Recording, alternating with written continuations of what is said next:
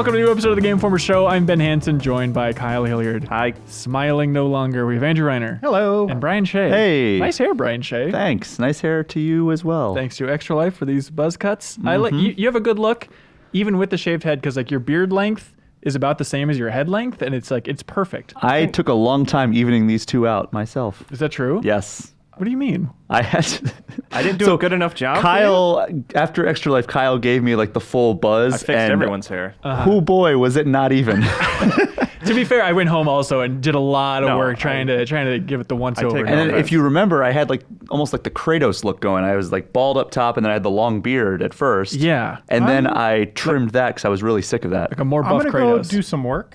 Oh, You sorry. guys want to talk about your hair? That's cool. All I want to do with Brian Shea is talk about hair, but there's games to cover. Oh, damn okay, it. here we go. This might be the most games-packed episode of the year, by God. We're talking about Pokemon Let's Go, Pikachu and Eevee. Let's go. Should we go to the store to buy it? Let's find out, ladies and gentlemen.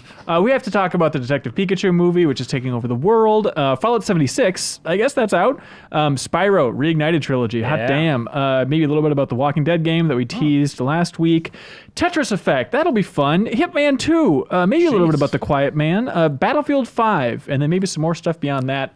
Then community emails, then back half of the show, we're not done. It just keeps coming. It really does. I'm sorry if people want a shorter show. But we're not done talking about Spyro because back half of the show, we have Peter Kavic, who's a producer, and Josh Nadelberg, who's the art director for Toys for Bob.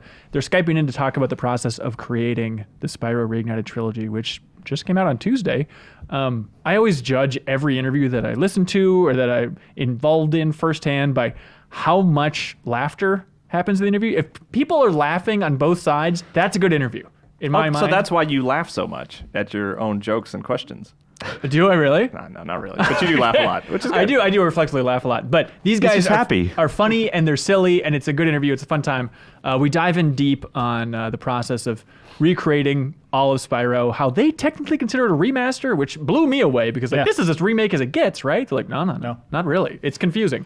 But also diving deep on really what's important with Spyro, which is the orcs' butts, which are in the first game. If you remember Burning the Tents, we dive in deep on how meticulous they were with those butts, and they kind of, it's less of a butt crack in the remaster than you'd think, which is controversial. Also, we talk about that, I'll say objectively stupid promotional idea of having the Spyro the Dragon drone fly across the country and land in Snoop Dogg's arms or whatever. We talk about all that stuff. It's a fun time. For now, though, Pokemon Let's Go. Yeah. Okay, so you're a Pikachu man, Reiner. Yes. Right? And then Shay's an Eevee boy? Yes. Diehard Eevee boy. And Kyle, you have seen a lot of this game? Yeah, it's weird. This is the first Pokemon since, like, starting with Black and White 2, I've reviewed every mainline Pokemon game that has come out. So this is the first, I consider this like a mainline one. This is Do you? I think so. No. No? Okay, never mind. My point is dead. It's not a new game, but it is like as mainline as like Fire Red and Leaf Green were. Yeah, I'm excited to hear them talk about it because usually I'm on the other side of like having played a bunch. I haven't played much. I played it at E3. I helped you with co-op a little bit, Shay. But otherwise, I'm excited to hear more. Is the review on the site by now? Yeah, probably. Okay, what do you think about this thing overall? I think it is a very good remake of the early games, like especially Yellow, because that's what it's really remaking. But like, you know, if you just say, hey, it's a remake of the first generation, that's probably pretty accurate. You're going through Kanto, you're encountering the same Pokemon you encountered in like Viridian Forest. Where is that? Gen 1. It's Gen 1, yeah. What about timeline-wise? It is basically the same time. Like there are things that like they shift around the timeline a little bit. Like there are characters that like will reference things that like they like. It's kind of tricky. It's just a remake of the first game. It's close to Yellow. Okay. Yeah. And you say on the level of Fire Red or Leaf Green? Like how dumbed down is this thing? I think is the number one. It's a little question. dumbed down. Like like they got rid of some things, which is unfortunate. The main thing is with like catching wild Pokemon, you don't battle them anymore. You just kind of throw a ball at them, like kind of like Pokemon Go. That sucks, doesn't it, Renner? Yeah. Okay. That seems hated it at first. Yeah. But I kind of like the streamlining now because like you're battling so many trainers along the way that like it's nice that it's set apart like from those encounters. Like when, you know, you're walking through an area and you're battling a bunch of trainers and then there's like a wild Pokemon. It's nice to just like go up to them and throw a ball. I know it doesn't really make much sense, like in the whole like scheme of you have to weaken the Pokemon first and then throw the ball and catch him then. But with this, it's nice to have that separation between those two encounters that you can have. I guess so. But also it makes some of the more special encounters feel that way. You know, it feels special. Where like when you wake up Snorlax, for example, that's like a one-time encounter. It's like it's meant to be set apart from like a normal Pokemon. You actually have to battle him in order to weaken him, and you only have 5 minutes to do it. So like, I failed the first time because he kept using rest and restoring all of his health, and then like I kept trying to take him down. He would put me to sleep, go to sleep himself, restore his health, and the timer ran out, and it was just like, Snorlax ran away, returned to the mountains. Weird. And the same thing for like the legendary birds and Mewtwo. You only have 5 minutes, and they also raise their stats. So like it's a pretty tough challenge to take these guys down. Reiner, you hated Pokemon Yellow originally. I remember we read the Game Informer review. That's a bastard of a game. Yeah, but how have you enjoyed this thing so far? That was a cash grab game. It's cool. Like Shay's saying, I didn't like that they took out those battles. I thought that was like a unique thing they did, where you had to figure out exactly how much health to whittle off and get them in the red to try to catch them. Yeah. But at the same time, random encounters are gone. So you see every Pokemon that's spawning, so you can kind of hunt for the ones you want. So if you're just walking through the grass and you need Pidgeys, you'd every once in a while catch stuff you didn't want. Now you could see them, walk over and touch them, initiate that encounter. Like I hope that's an ongoing. So do I. I really like it a lot. And it's nice because like I've actually like dodged certain Pokemon to like oh, Chansey just spawned over there. Like it's nice to be like, all right, I don't need these Magikarp that I've caught 7 of. Just like kind of like swerve to avoid them and then go right to the Chansey. That's cool. I think Pokemon fans, they've wanted a console RPG, a real console RPG. Sorry, Gale of Darkness, get the hell out of here, But like, is this going to be satisfying? Is it still that kind of gray area where it's like, it'll kind of feel like what you've always wanted, but not really? Yeah, I think it is satisfying. I think that it's nice that like you are, even though there's some changes to the formula, you are going through the entire Kanto region. You're battling Brock, Misty, all the gym leaders, taking on the Elite Four. Like, and the turn-based mechanics are still there. They're still as good as they ever were. Like, there's a bunch of new moves and a few new types that weren't there when Gen 1 originally launched. Like, there's Dark and Fairy and Steel types. But like, it's still a remake of those first games. And if you love those games, you're probably going to enjoy these. They are a little easier. Like, I don't think I lost a single battle the entire time I was playing. That sucks. But post game, I definitely ran from my Mewtwo encounter because I got there and it was like, oh, he's level 70 and also all of his stats are boosted and like he one-shotted all my best Pokemon. Okay, what about experience share? Do they bring that is there, yeah. That's by default. Also, if you get stuck, you can call in a co-op partner, drop in, drop out. So all they do is they shake the other Joy-Con. So you just play with one Joy-Con. Really? So there are 3 control schemes, and this is kind of the weird irony of this whole situation. Is it like the big deal about this game is what?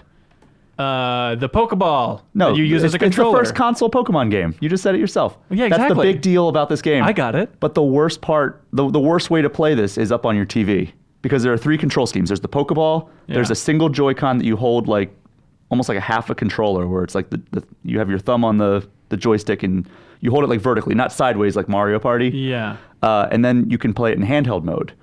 If you're playing with the Pokeball or the Joy-Con, you have to like flick your wrist in order to throw the ball. Get to flick your wrist. Yeah. You get to flick your wrist, and it's not super consistent. Like, so if a Pokemon jumps to the side, like they'll try to avoid your throws. And if like they jump to the side, I could not consistently hit one because like I'd be going like this and it would just go straight. So after a few hours of playing up on the TV, I just decided to play handheld mode, which that almost works like the motion controls of like Breath of the Wild, where you just kind of aim and then you press a button. It still is very silly to get so excited about the console Pokemon and then be like, well, I guess handheld is the way to go. Yeah, here we go. It's a bummer. Like I hope that, like, I don't know how feasible this is, but I hope they patch it that you can play like with the Pro Controller or with the like the 2 Joy-Cons and just aim it that way and press a button. Or have 2 Pokeballs in each hand. Yeah. Yeah. For me, it's just it's nice to take a stroll down memory lane. Revisit this game, but to your sorry. To answer your question though, is it going to sate that appetite? Probably not. Yeah. Because you just want new critters, and there's 2 in this game, which is kind of evil. In that they're tied to Pokemon Go. Yeah. But if you want to have the complete Pokedex, if you've played all the other games, you got to play this game just to get those two guys. It's the one guy, Meltan or whatever? and his evolution. Meltan and Melmetal, I think, is his Yeah. evolved form. Okay. I mean, as a huge Pokemon Go fan, is it more connected, less connected than you thought overall? It's just I think you just transfer between the Pokemon. Like, you know, like you can take your Pokemon from Pokemon Go and bring them into the thing that another thing I'm kind of upset about. It replaced Safari Zone. Like, there's no Safari Zone in this. Get the out of here! I'm You pretty kidding upset me? about it. Yeah. Why? So, there's Go Park now, which just lets you bring your Pokemon from Pokemon Go and like import them into there. And, What? Yeah, it's. Can you not use Pokeballs in there? Is there anything unique? There's about- nothing in there. Like, there's until you import Pokemon from Pokemon Go, there's nothing in there. This is an outrage. Yeah, I was pretty upset about that. That and the motion controls are my two biggest complaints about the game. Yeah. You can pet Pikachu You can. and Okay. Eevee. And customize right. their outfits. With the touchscreen? Well, I guess that's fine. You can use the touchscreen if they're in handheld, Yeah, we'll do or that for a while. That's You not can the rub new. their ears. Yeah, that's not. yeah, you can decide, like, you can figure out what parts they like petted. Yeah, that's been Which- there. And since- then only one answer. they give you a boost. yeah. Oh yeah, they if like you develop a good relationship with a certain Pokemon, they Yeah. will have like boosts in battles. Like, there was one where like my Eevee liked me a lot, so he wanted to like make me happy. So what he did was like a really hard hit him, and rather than fainting, it stopped at 1 HP, and it was like he didn't want to make you sad, so he endured the hit. And then there was another one where like he for was him. poisoned, and he's such a good boy that he expelled the poison himself, so I didn't have to waste a turn giving him antidote. Yeah, you listening, Rockstar? This is horse maintenance. This is what you need to put in your dumb game. But like, it also like encourages you to rotate the Pokemon that you're taking for a walk, because when they're out of their Pokeball walking around with you, like they'll be happier, so they'll also get those boosts. It's I don't not like just that like their subtle Eevee. implication that every Pokemon's happier outside of the Pokeball. Oh, they totally are. I guess. Kyle, I think I'm Yes? pessimistic about this game, and I want you guys to course correct me, because are you anticipating the same trajectory? And I'm curious if you guys had this trajectory of love Pokemon, one of your favorite series ever. I'm expecting to start playing this game, and then after about an hour, just realize now I just have to replay this whole thing, and it's going to be just kind of a emotional flat line of going through the motions. I've played a Kanto game for like this is my 7th time through Kanto. Exactly. So I like it. I enjoy playing through it. I mean, I just played Final Fantasy X for the 4th time this year, so it's like I don't mind replaying a game that I love so much. Yeah, but So if you're not dying once, it does feel like you're going through the motions. No, yeah, right? I mean it to an extent, but at the same time, it wasn't like a walk in the park. Like the Elite Four, I still had to stock up on like Okay. hyper potions and revives and all kinds of things to keep me going. But like, yeah, it wasn't like the challenge that Red and Blue were when you first go into that. Of course not, yeah. So here's one thing to mention, which I haven't played as much as these guys, but in terms of a thing that would like get you excited for this, Yeah. I think this game looks way better like when you're playing it on your television than it has in any of the trailers or anything leading up Is to that it. right? This Okay. game looks really sharp. Like I was impressed when I sat down to help you play some co-op. It's like, wow, this looks way better than it has in like trailers and stuff like that. Yeah, I think it the looks battle really animations good. are very Really? nice. Okay. They've really, it's weird marketing because like they led with the worst part of the game, which was the motion controls. I don't know. That's That's kind of their confusing. thing. They did that with ARMS as well. Reiner, it feels like you're dying to talk about this game. Oh, I just think if you are fond of these games, the nostalgia factor is high, and Yeah. that should carry all the way through the game. Like I'm enjoying it, Okay. even though like I want new Pokemon. Yeah. But seeing them reimagined again, in HD now, it looks cool. It's a good step between Sun and Moon and what we're hopefully getting next year with whatever In Gen theory, 8 a new brings. generation. Yeah. Well, hopefully we'll get Towns first as another little step towards what. What if Game Freak can Towns really is do. just Pokemon next game? Oh, it's like the PT of Pokemon. Or just maybe that's the start of that. That's like it could be PT or it could be a prologue. What if it's like a town inside of the Yeah, world of that's- Pokemon that's- where they haven't found Pokemon yet? That's your pallet town, but yeah. Wait a What- minute. it PT ends- Pallet Town. Oh Wait my a god! minute. That sounds great. Another reason I think I'm being too pessimistic about this is like I heard you 'Cause playing you like hate some, fun. I guess so. Maybe I'm in a surly mood, but I heard you doing some multiplayer battles. And like, I was editing videos about Warcraft and stuff, which is what I do all day. And I could just hear you behind me just saying crap like, Looks like I got the first move. Look out for that fire type. You're being sarcastic in the way you're doing battling, and it's just like a reminder of like, is Pokemon battling just not living up to the year 2018? I was battling Reiner, and Suriel was using your... Yeah. But Reiner has like level 11 Kakunas, and I have level 54 Articunos. So that was the sarcasm. Okay. But then we did a regular battle, like where it like normalizes everyone to level 50. And then the floodlights came on, and the music was just orchestral swell. A level 50 Articuno battling a level 50 Kakuna. Okay. And I still wiped the floor with him, but you know. Oh, interesting. Reiner, you famously loved the Pokemon soundtrack in an episode of Replay a couple years ago. How's the music in this one? I like the music a lot. Is it all redone? Mm-hmm. Okay, because Masuda directed this. I mean, it's redone versions of the same songs. Yeah, but that's like, fine. I mean, they're songs. Wait, are you really coming down on this soundtrack? Yeah. What? Have you not watched that episode of Replay? Maybe I was on it. I know the episode, remember. yeah. But you might have blocked it because you were so mad. What do you do with you and Game Boy soundtracks? You bash Pokemon soundtrack? You bash what was the Super other Game Mario Boy Land soundtrack? Yeah. One of the greatest soundtracks of all time? It's incredible. Yeah. Did you just leave your Game Boy on mute? Soundtracks. Don't get me started on that Tetris Game Boy theme. Garbage Town. Well, that's exciting. Review on the site. Very cool. Yeah, GameInformer.com. That's the one. Detective Pikachu also. Yeah. Oh boy. On Monday. Got out of the gate strong with a trailer that the world, I feel like, needed all day Monday to process, to digest. Yeah. We knew the movie was coming, but I don't think anybody was bracing for how weird this thing could potentially be. We hadn't seen what the Pokemon were going to look like. Right. I mean, I've watched that thing on loop I was also working on it features, but like I watched it like 12 times or something like that just to like look at the Pokemon. It's so weird. Kyle was texting me at like 8:30 at night on Monday and was like, dude, I found another one. I know, because the feature I posted on the site was like 33 Pokemon you may have missed in the trailer. I got up to 33 and I messaged you. I was like, I think I caught them all, bro. The look, making like that realistic textured Pokemon, it's such a weird angle. Like I think like Jake Rodkin, friend of the show, he was on a while ago talking about Zelda.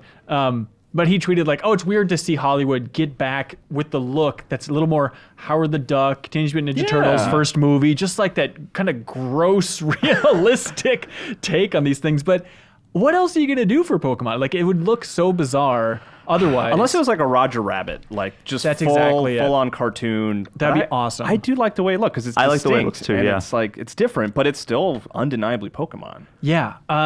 So the trailer starts, which I really love, with just subtle Pokemon theme in the background. Reiner's favorite song, kicking it off. Yeah, exactly. But it's like, I love the tease. It's the classic Hollywood trope of taking the song and slowing it down, playing a little bit on piano. And it's talking about just like Ghostbusters. Yeah, this guy wants to be a trainer until Detective Pikachu shows up, and it's voiced by Ryan Reynolds. I am just so happy watching that trailer that this movie looks effing weird. Yeah. With Pokemon, we complained about it 1,000 times. Every Pokemon storyline is just an emotional flat line of just kindness and blah. And I love that this trailer does not convey that. This looks like it's swinging for it. I think some of the jokes work. That Mr. Mime scene, I think, totally works. I'm just so happy that it's not like this, The optimism has been dialed down in a weird way, right? Mm-hmm. I guess so. But I just like that it's not all just friendly and kind. Like, we're going to do it together. Like, it looks like it's going for something different than what you'd expect. Yeah, and I think that is what they needed to do, because like we've been like people who've paid attention to the anime have had that same loop of like, all right, we can do it. Oh, we didn't do it, but we'll do it next time. We didn't believe in our friends and Pokemon enough. Here we go. And like this will appeal to the people who have either paid attention to the anime or have never like even heard about the anime. Like they're just like they remember Pikachu. And Ryan Reynolds fans combined with the Pokemon audience. This thing's gonna make buku Dolores, as they say. A lot of money. It will make a ton of money. My God! For sure. Yes. Especially after like how much people dug that trailer. Like they're gonna remember that. Yeah, I mean, like, generally positive, right? People are into it, right? People are fascinated by it. At first, people were like, this is super weird. I don't know what I think about it. And I think everybody, once they thought about it, were like, all right, I'm in. Well, because like trailer went up at 11. I feel like at 11, like this is weird, but like 11:03, 11:05, people were like, oh, this sucks. But then like as the day went on, people were watching. I think Brian Shea, you went through that arc specifically. Yeah. No. After watching it, I was like, I'm in. Like, I tweeted immediately, like, I'm sold. You were a little skeptical in the office. I don't want to out you, dude. I also tweeted that I was excited for that first trailer to hit so I could make fun of it. And then it hit, and I was like... Then you made fun of it in the office. Right. And then you saw everybody's reactions on Twitter and went, no! I'm right there with you guys. You're a fake-ass Pokemon boy. That's not at all what happened. Call yourself a gamer. I got a little bit of, like, Michael Bay Transformers vibe from it. Yeah. Like, I think it looks cool. I like the designs of the Pokemon, but it is such a departure from like the game stories and then the anime stories that it seems like a different thing that we'll have to wait and see. Well, I remember the original writer working on it. Oh, help me out. The Gravity Falls creator, right? Well, no, actually, I'm talking about, it was like John Landis, I guess, even before. Oh, that's his name, okay. right? That younger guy? Yeah, Max Landis. Max Landis. Yes. Yeah. Okay, thank you. But he talked about how he was talking to the Pokemon company a long time ago, or Nintendo, about making a Pokemon movie, and they were originally going to do like, you can just make the story of a trainer, and then they said, nope, we only want to focus on one Pokemon. Actually, we're going to give you Detective Pikachu, and I think that's when he's like, all right, I'm out. But I'm happy that in the trailer, it looks like there's still Pokemon battling. I like the idea that the guy used to be a trainer, so in theory, for sequels, if they want to just go down the road of him getting back into training and trying to win some tournaments, that's cool. Even though he's like old compared to, in theory, 10-year-olds, which are doing tournaments in Pokemon. But I like the idea if they continue it, that he's just battling against 10-year-olds. He's that guy that's like way too old to be there. Yeah. The first thought I had was, I kind of wish this was like that story of like, I want to see these Pokemon battles play out like in this style, that could still be in the movie, too. It could be. Yeah. But like, I wouldn't mind seeing a story like that at some point. Right. It hurts my brain in a good way. Yeah. Like, Yeah, I for really want sure. to see it. Yes. I've been optimistic actually since they announced the director, because he did the Goosebumps movie, which is better than you'd think. Which is like what I want for Pokemon movie is better than you think and surprisingly funny, which is how I would describe the Goosebumps movie. Yeah, I think it's still Goosebumps. Let's not give it too much credit. It's still a little bit cheesy. Well, that and means dumb. Jack Yes. Black is going to voice one of these characters, right? Like, he's going to be a guaranteed. Pokemon. Yeah, he'll be Meowth. I can't wait for him to pop in at some point. Good times with Detective Pikachu. Did you say Meowth? Yeah, Meowth. Do you want to There's an write down the extra syllable in timestamp there? to bleep that out?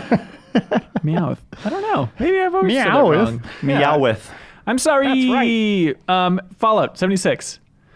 It's in the same camp of Battlefield 5, where it's like, I guess it's out now. Yeah, it's officially out now. Okay.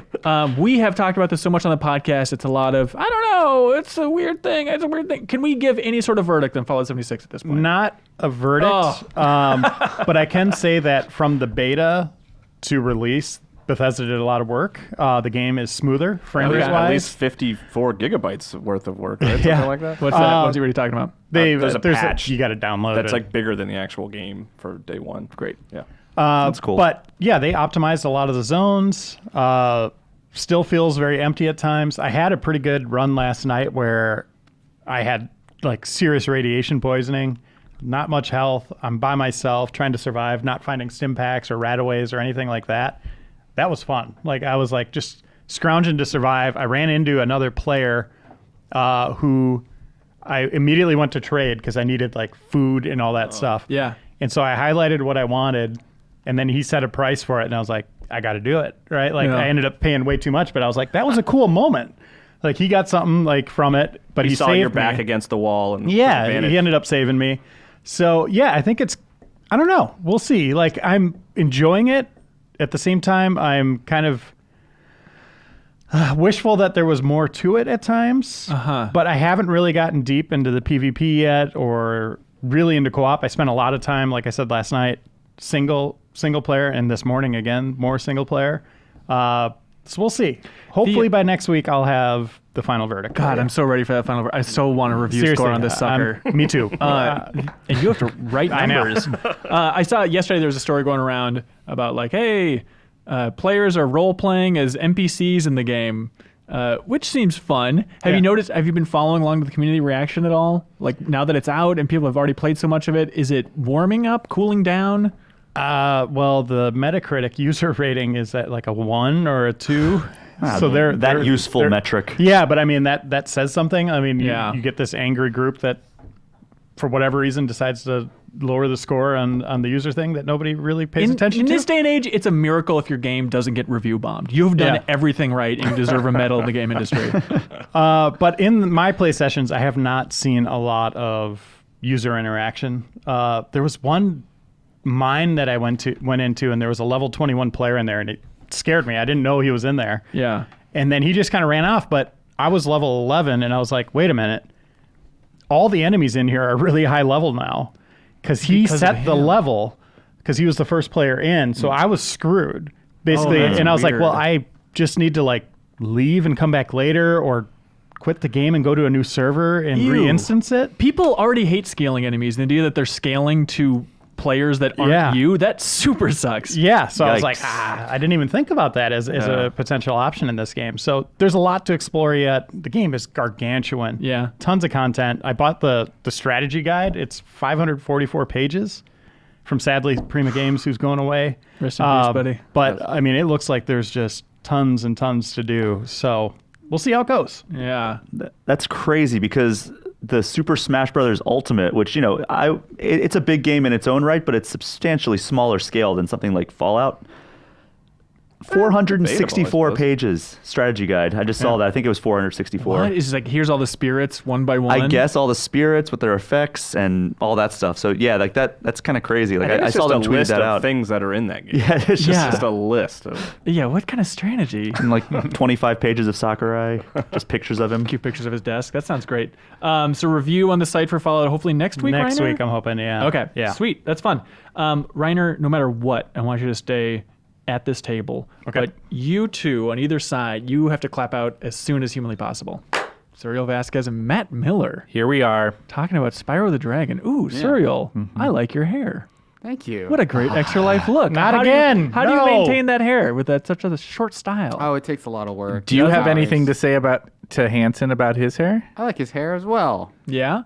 I like that we never before in the office have so many people been on the exact same track for their hair growing at the exact same rate. Shay seems to be growing the fastest, although Reeves is like borderline fluffy already as well. It's very We fascinating. have a daily meeting where we keep track of whose hair is It's a the longest. mutual admiration society. We you stand on guys the have wall going? with a little marker and we mark the height as our hair grows along the way.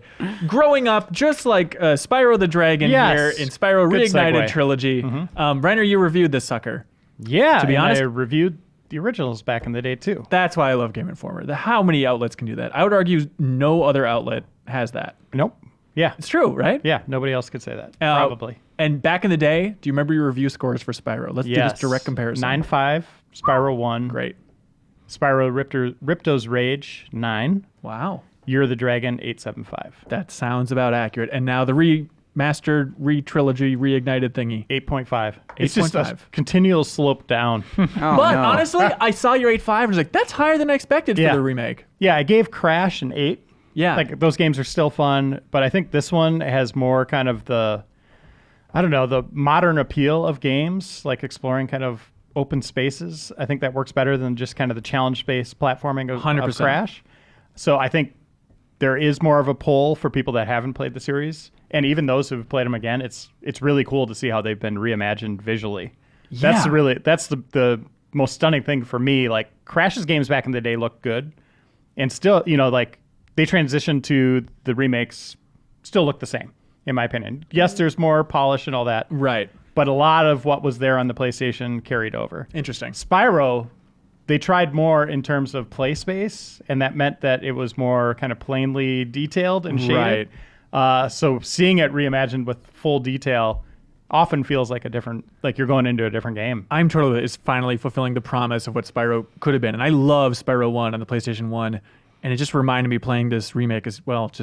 It's so much better than Crash. At least Crash 1 versus Spyro 1, it's just a slam dunk. Spyro 1 is a much better game. And I think this remake proves it, just how well the gameplay is aged versus especially Crash 1's gameplay, which is rough. Yeah.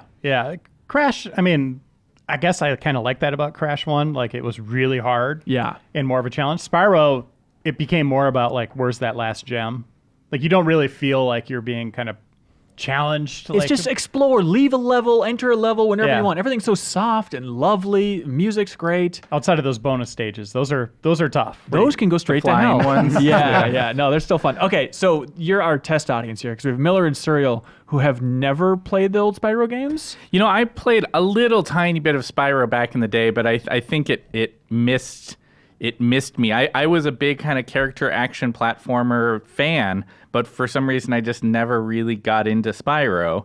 And so approaching it, this new version, has been interesting, right? Because like the mechanics are, or the core concepts of the game are a little bit aged, right? Like especially the focus on collecting and that kind of thing. Yeah. But you're right in a lot of ways that like that game far more than Crash it was a herald of things to come. Because it was maybe closer to Mario 64, which maybe was so dominant that everybody's pulling from that naturally. Yeah, well, and even, other games today are much more about these kind of open play spaces and that kind of thing. The thing that was striking to me as somebody who had never really engaged fully with the product back in the day is how much I felt like this could still be a really worthy first platformer for like a young audience, right? Like I would be really enthusiastic about like pointing a family with a young kid towards this game and being like, you know what, like Spyro's like endearing. These levels are really straightforward. You don't have to buy a bunch of toys. No, and there's also some like interesting secrets, and there's some challenges to be like, okay, well, how would I get this key, and where are places I look? Totally. The dragons themselves, as you rescue them, are giving you these little clues that, in a lot of ways, come across as sort of. They could come across as condescending, but they're not, because they're just they're showing you the ropes.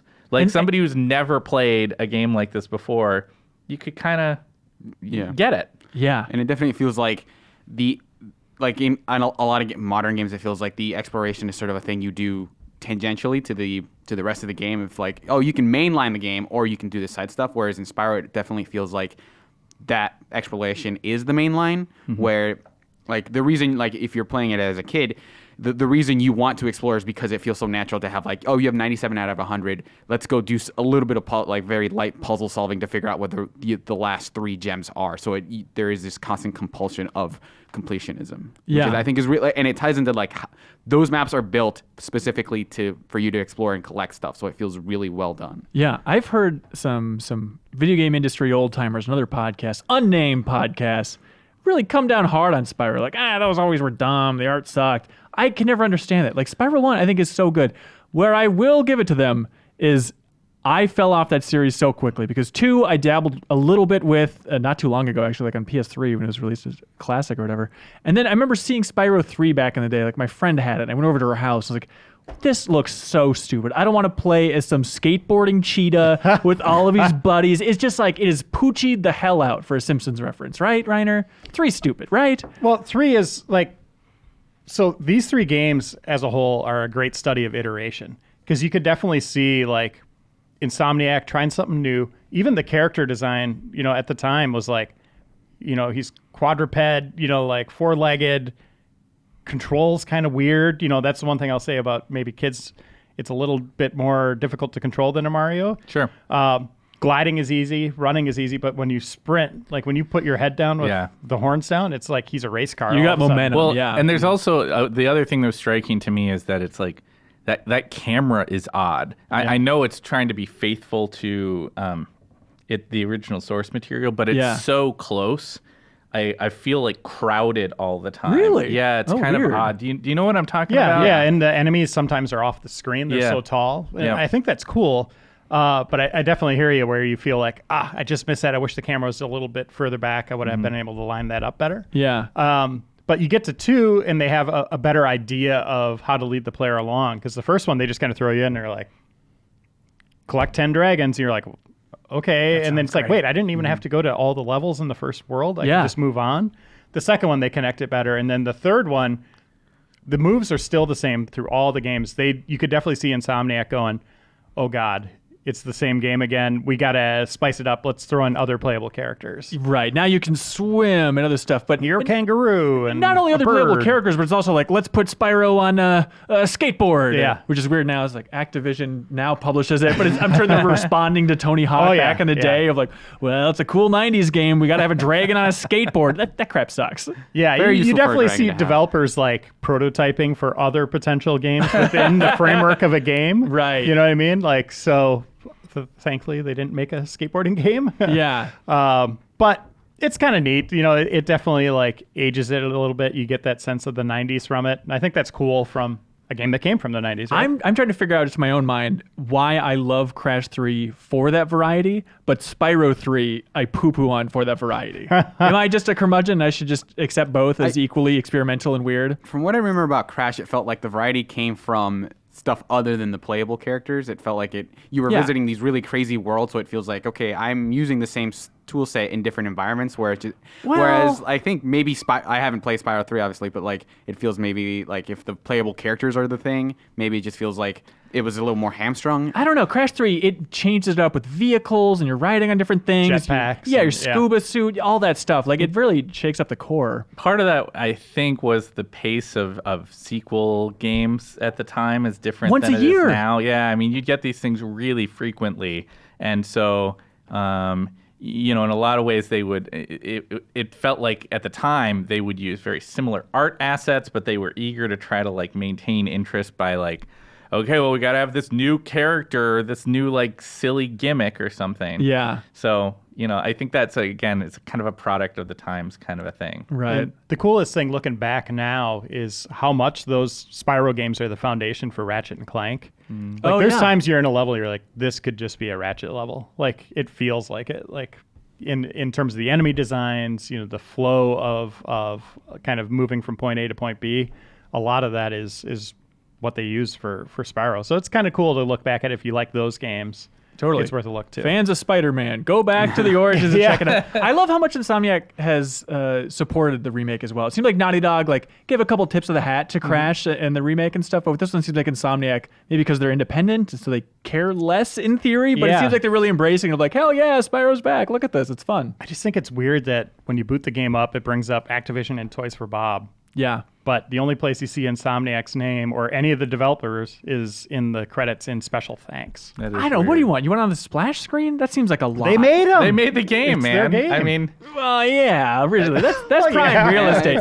I don't know. Maybe somewhere in there, but splash screen that's way too dominant. It should be Insomniac Games / Toys for Bob. I would agree I with think that's Reiner. confusing. developer. Because if they didn't help out in a major way for the remake, like they were How did consulting. they not help? They made the original game that it's all based on. yeah, I mean, they I'm didn't like totally redesign the game, Right. Like, I mean, this is pretty It's much their foundation. It is. that Toys for game. Bob, inspired by Insomniac. Which, by the way, I'm not That's saying made anything famous bad by. about Toys for Bob here. Like, way to go them for this beautiful art style that they did.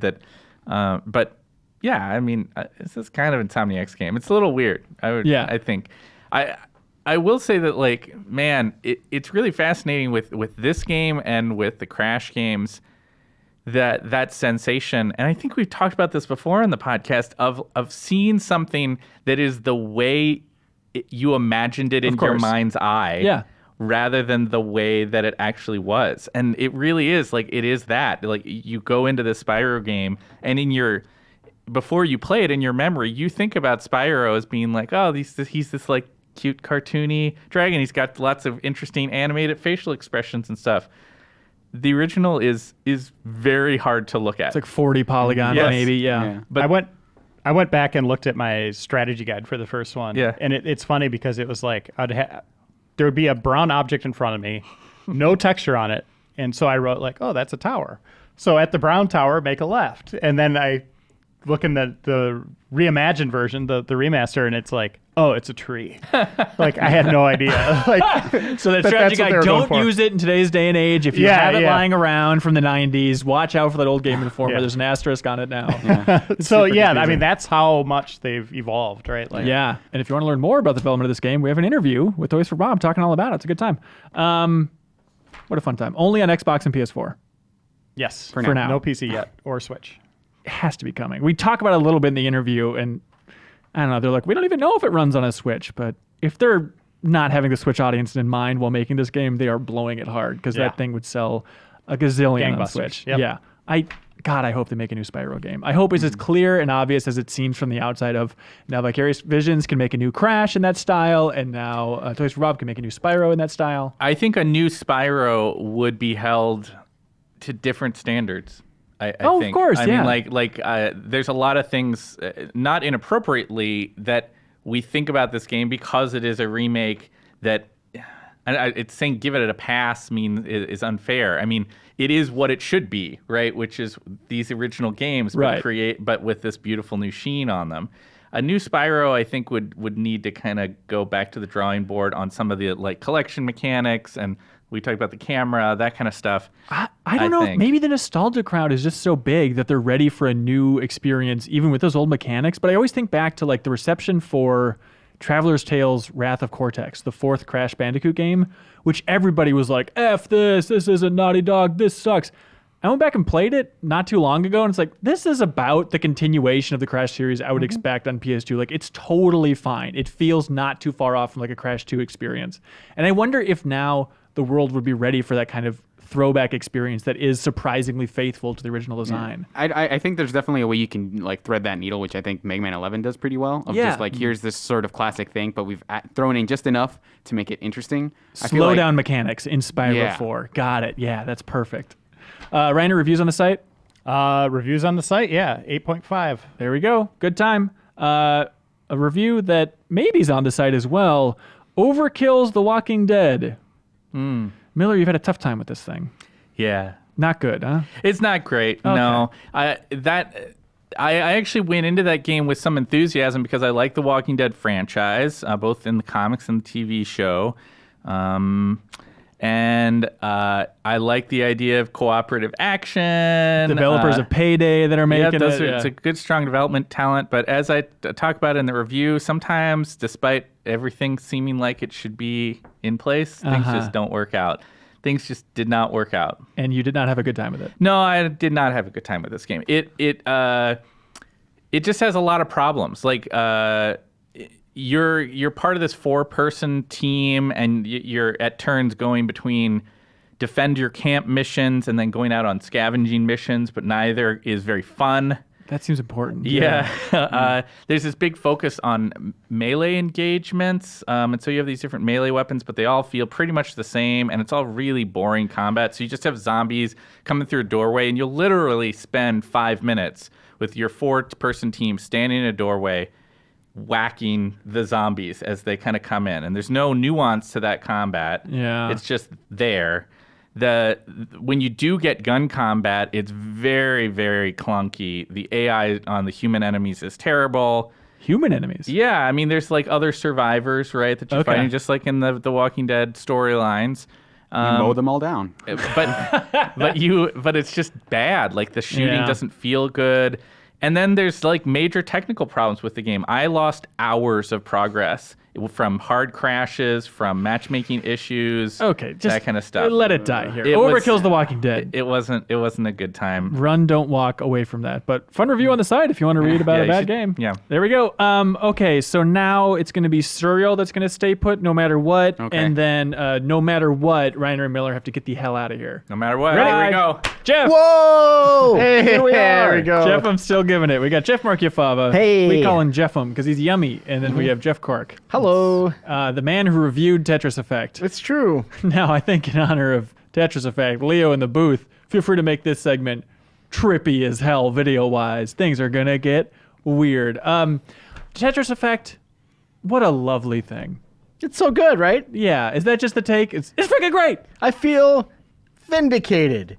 All you haters out there, when I said Tetris was fun, social media said, no, we don't believe you. And now look at you come crawling back. I feel like I've had a lifetime of arguing with anybody making a new Tetris game. Mm-hmm. Just don't F with Tetris. You can't top it. It's Tetris. Just keep it vanilla, you morons. And now they mess with Tetris. Very productive conversation. Really mess the hell out of Tetris. And everybody loves it, and it's great. Well, they do and don't. That's interesting. Explain. I didn't have anything else to add to that. Come on, smart guy. No, I mean, at its core, it's like a little window, and there's Tetris playing, right? And at its core, it is Tetris. It's not like they're like, well, it's like there's one weird mystery mode that has some weird shapes, but it's not like they're like, this one's 8 segments. Check this weird line out, or anything like that. It's just, it's the same Tetris you've played. The best game ever. One of the best games of all time, I think you can safely say. But with a really fun, cool soundscape. Yes. Don't play this game with the volume off, ladies and gentlemen. Jeff, what has tickled you about this game? That's okay. Shut the hell up. No, it's... we got a live one here. It's super awesome. There's like a whole genre of music games that I don't particularly care about that people lose their minds about. Explain. Every game that you like. Oh, like Amplitude and stuff? Yeah. And they just haven't done much for me in the past. And I went into this one I love Tetris, obviously. Before this, where do you stand on like Lumines? I Don't even know what that is. Don't care. Okay. Really? I don't care about these games. Okay. If you could put local ignoramus in the Chiron, Leo, that'd be helpful.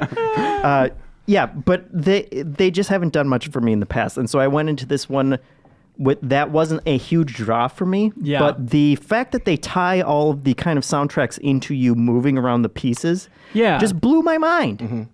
Okay. That's what Luminous is, though. Like, And I know, Exactly. and I know you're a dumb jerk who doesn't appreciate that because you kept on. Well, while Cork was playing, you were like, "Is there a way to turn that off?" It was incredibly rude. I can't believe I brought it up. I love some of that music so much. There's not every level. Like obviously some where they bake it in, like the jazz, cityscape stuff. There's some levels where I think it's really important. But there's other ones where it's like I enjoyed the background music so much. I would just like the option to turn off every time I rotate it making a sound, and that's not an option. I understand that's the core of it. Okay, here's the thing. But it's built into the songs. Yeah, but sometimes it doesn't improve the song, I guess. And Get when I rid of just the wanna- T block while we're at it. Yeah, the no good block. Yeah. Here's the thing. This is one of my favorite experiences of the year. Absolutely love Tetris Effect. Cyril, correct me if I'm wrong. Every once in a while, I see some hype on Twitter about this game where it's like, am I missing something? Like, there is a level of enthusiasm for this game from certain people in the game industry which act like it's the second coming of Christ that I don't think I quite see. Cyril is one of them, though, I right? think that's where I'm going, yeah. What do you mean? What crazy thing did you tweet out? Oh, I let me find the tweet real quick. Oh, you know, just Well, I said it was like it was a joking tweet, to be fair, but I said when all the video games from 2018 die, I think Tetris Effect won't be the only one that goes to heaven, and that's because Beautiful. there's nothing like screwed up about what you're doing. There's no like you're not murdering people, you know, like there's no like it is just a fun thing that you don't have to feel morally compromised about ever touching. It was Yeah. lovely. Oh, that's a hot take. Yeah. It's just it is even just, like the weird Native American levels, I got no problem with that. like That's fine. I mean, there's a difference between cultural and like whatever, and appropriation, like whatever. But like every level, I think is this super cool like individual like experience, and they do a really good job of, so like there's segments, right? Like of like you're gonna play 3 or 4 or 5 songs, and they thread each other.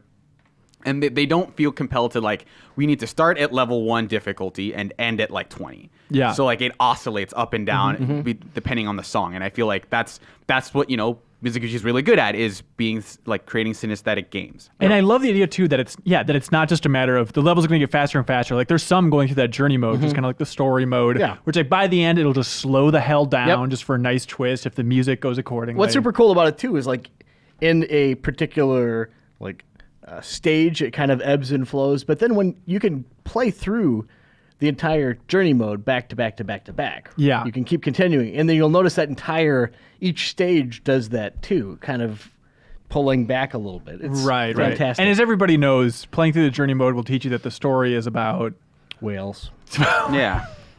Whales are cool. Yeah, isn't they are it? whales. Well, I feel like not to like take it too seriously, but I feel like the Tetris effect that they want you to achieve is sort of like being so in the zone that you're not thinking about anything else. But I feel like sort of in a roundabout way, like once you get into like deep enough into it, you start like the blocks, you know, moving the blocks around just becomes so like ingrained that you also start having other thoughts, and eventually you start thinking about like the background music a little bit, and you're like, you know what?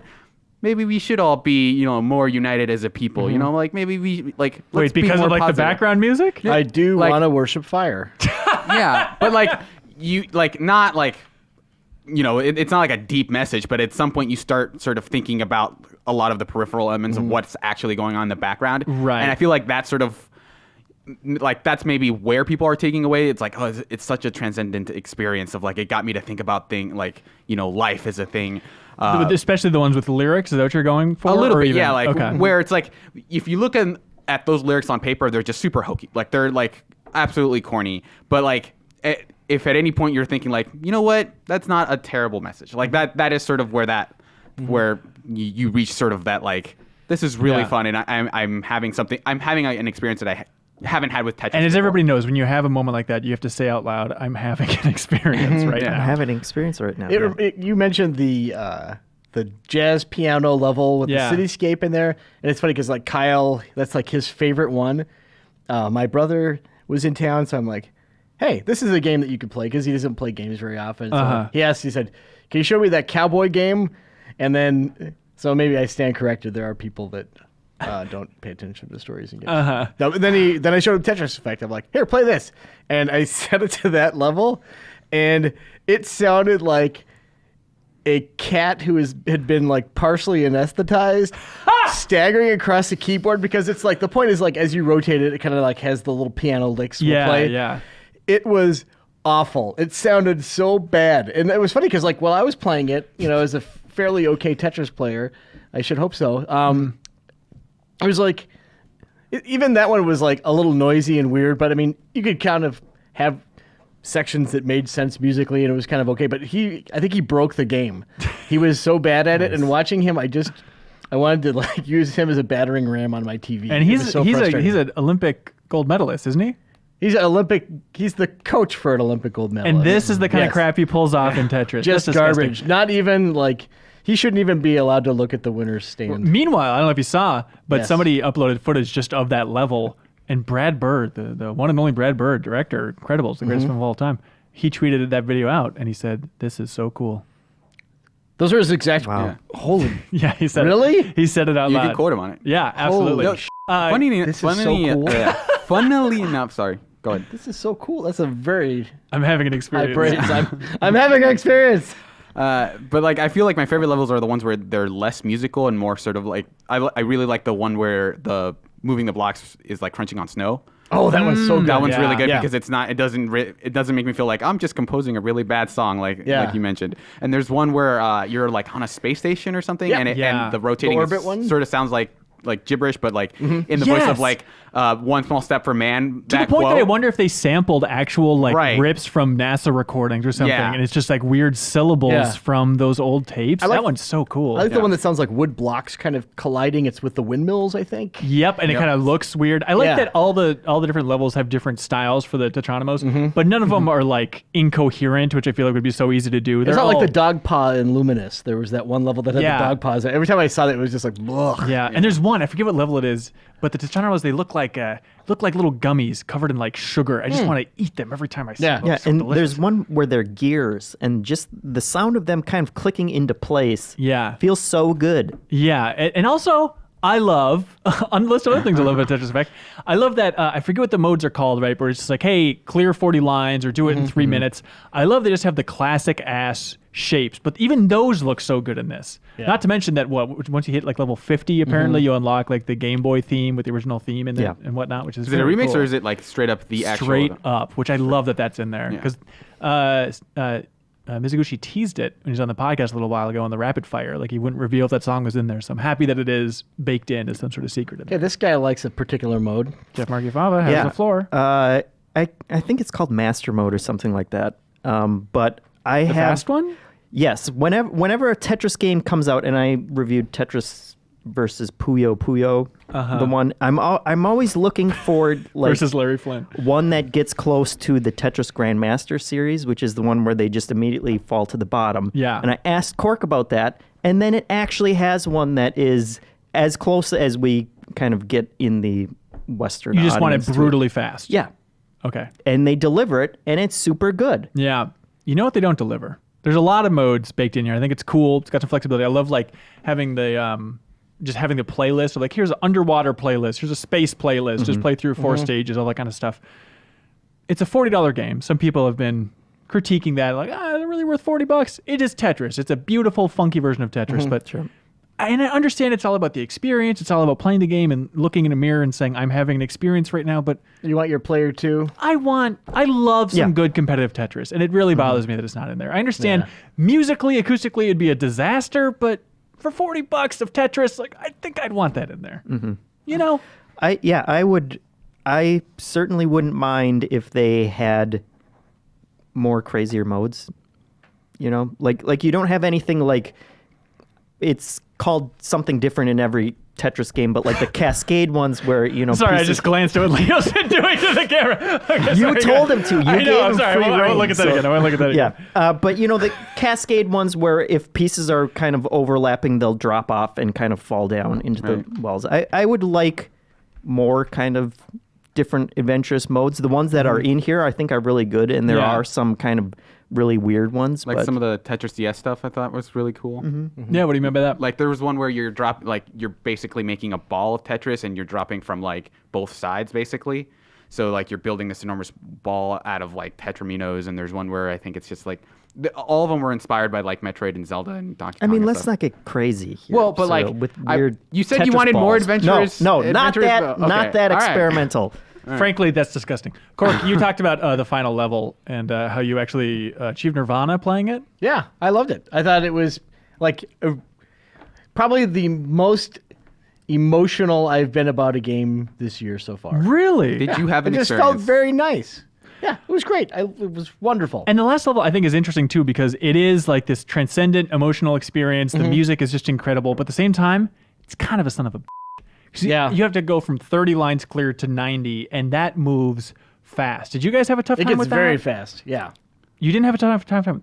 Sorry, no. Really? I had trouble with some of the like the 6 when it went up to like 5 levels. Yeah. Because sometimes I'd end a level and I'd be like, oh, I'm just completely screwed up when this next song starts.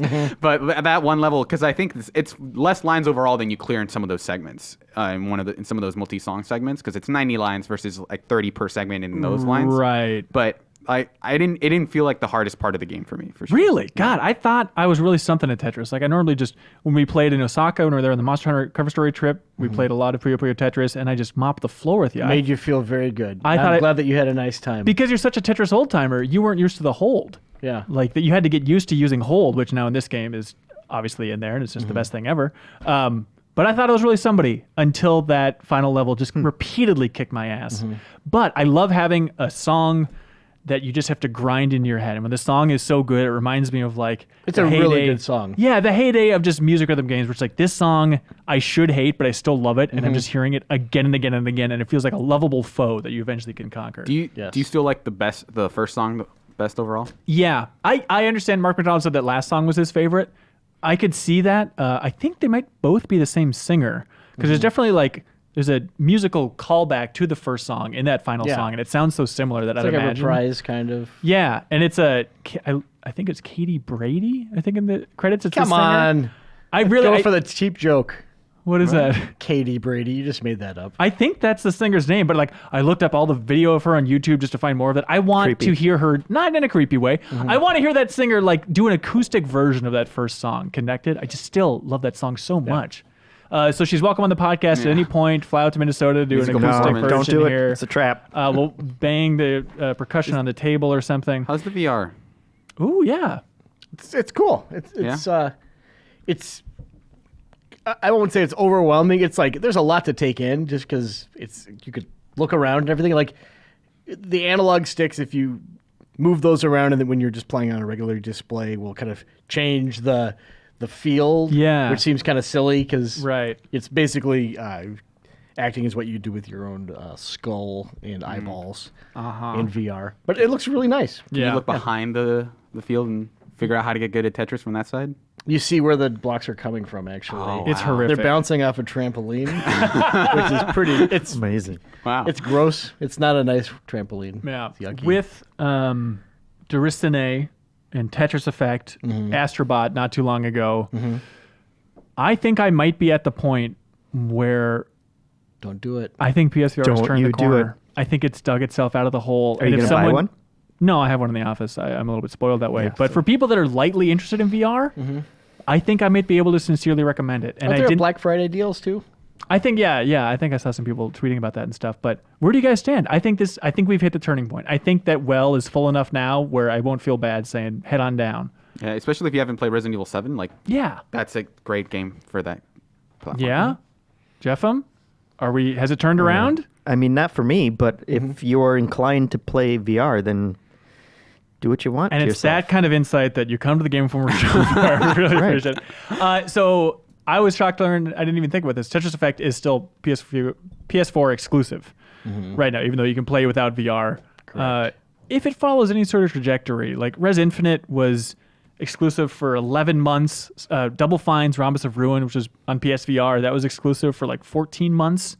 So I'd imagine around that year mark or something, hopefully sooner, we'll start to see this in other systems. Yeah.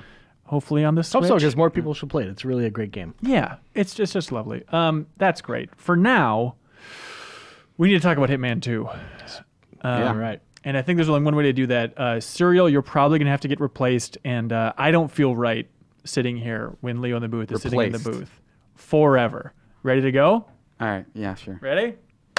It's me. And Leo. me. And JB is here. Yay. And Wow. Jeffs are still here. Yep. And I'm Ben Hansen. We don't have a host anymore. Yeah. I I'm like that- technically in the booth, and I'm too narcissistic to turn my mic off in here. So I'm No still one here, cares. ladies and gentlemen. I can't hear anything. Fantastic. Take it away, Leo. I like that we're a Jeff sandwich right now, Leo. It's really nice. Yeah, it's very nice. How do you guys feel in the middle of this Jeff sandwich? That's all right. We're the rye okay. bread, but it's WRY. This All is how right. this is going to go without Ben Hansen. Hitman 2. How much have you guys played? Jeffem, let's start played with the you. whole thing. For review. That's right. You gave it an 8. Is that I fair to did. say? Yeah. Jeff That's Cork? fair. I played about an hour or so. JV. I've played the first 3 levels, so the tutorial level on the beach, Miami, and then the cartel level. I forgot where that is, but some jungle somewhere. Santa Fortuna. Yeah, that place. Yeah. Saint Fortune. Cool. Yeah, I'm maybe like 16, 17 hours in. I've played each level a couple times now. I'm in love with it. Mm-hmm. It's just more Hitman. It is. Yeah. Jeffem? Fair assessment, Leo. I think I saw your face twitch there, Leo. I don't know how you guys work in the same bullpen and you don't kill him. No, an 8 is a fair score for somebody who doesn't get Hitman. Yeah, fair enough. Leo came over to my desk after reading it and said he loved my review. It's true.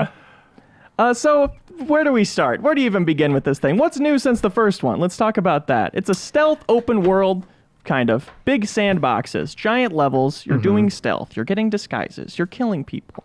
People who Bad deserve to people. be killed. Bad Yeah. people. Yeah. It's less of an assassin vibe and more of like a super spy vibe, it feels like, especially with the new music. It's kind of a little more upbeat. Feels like a James Bond to me. Is that fair to say? Sure, Leo. I do not know how to host yeah. a podcast. There are, as far as additions and improvements go, they're pretty minor, but they are helpful quality of life things. You know, they'll have like a picture-in-picture to show you if something important is happening. So if you like turn off a circuit breaker or something, they'll show you that someone has noticed and that they are coming out, so you can kind of time your stuff a little better like that. I love that. You have foliage now that you can hide in, which is helpful. And crowd blending.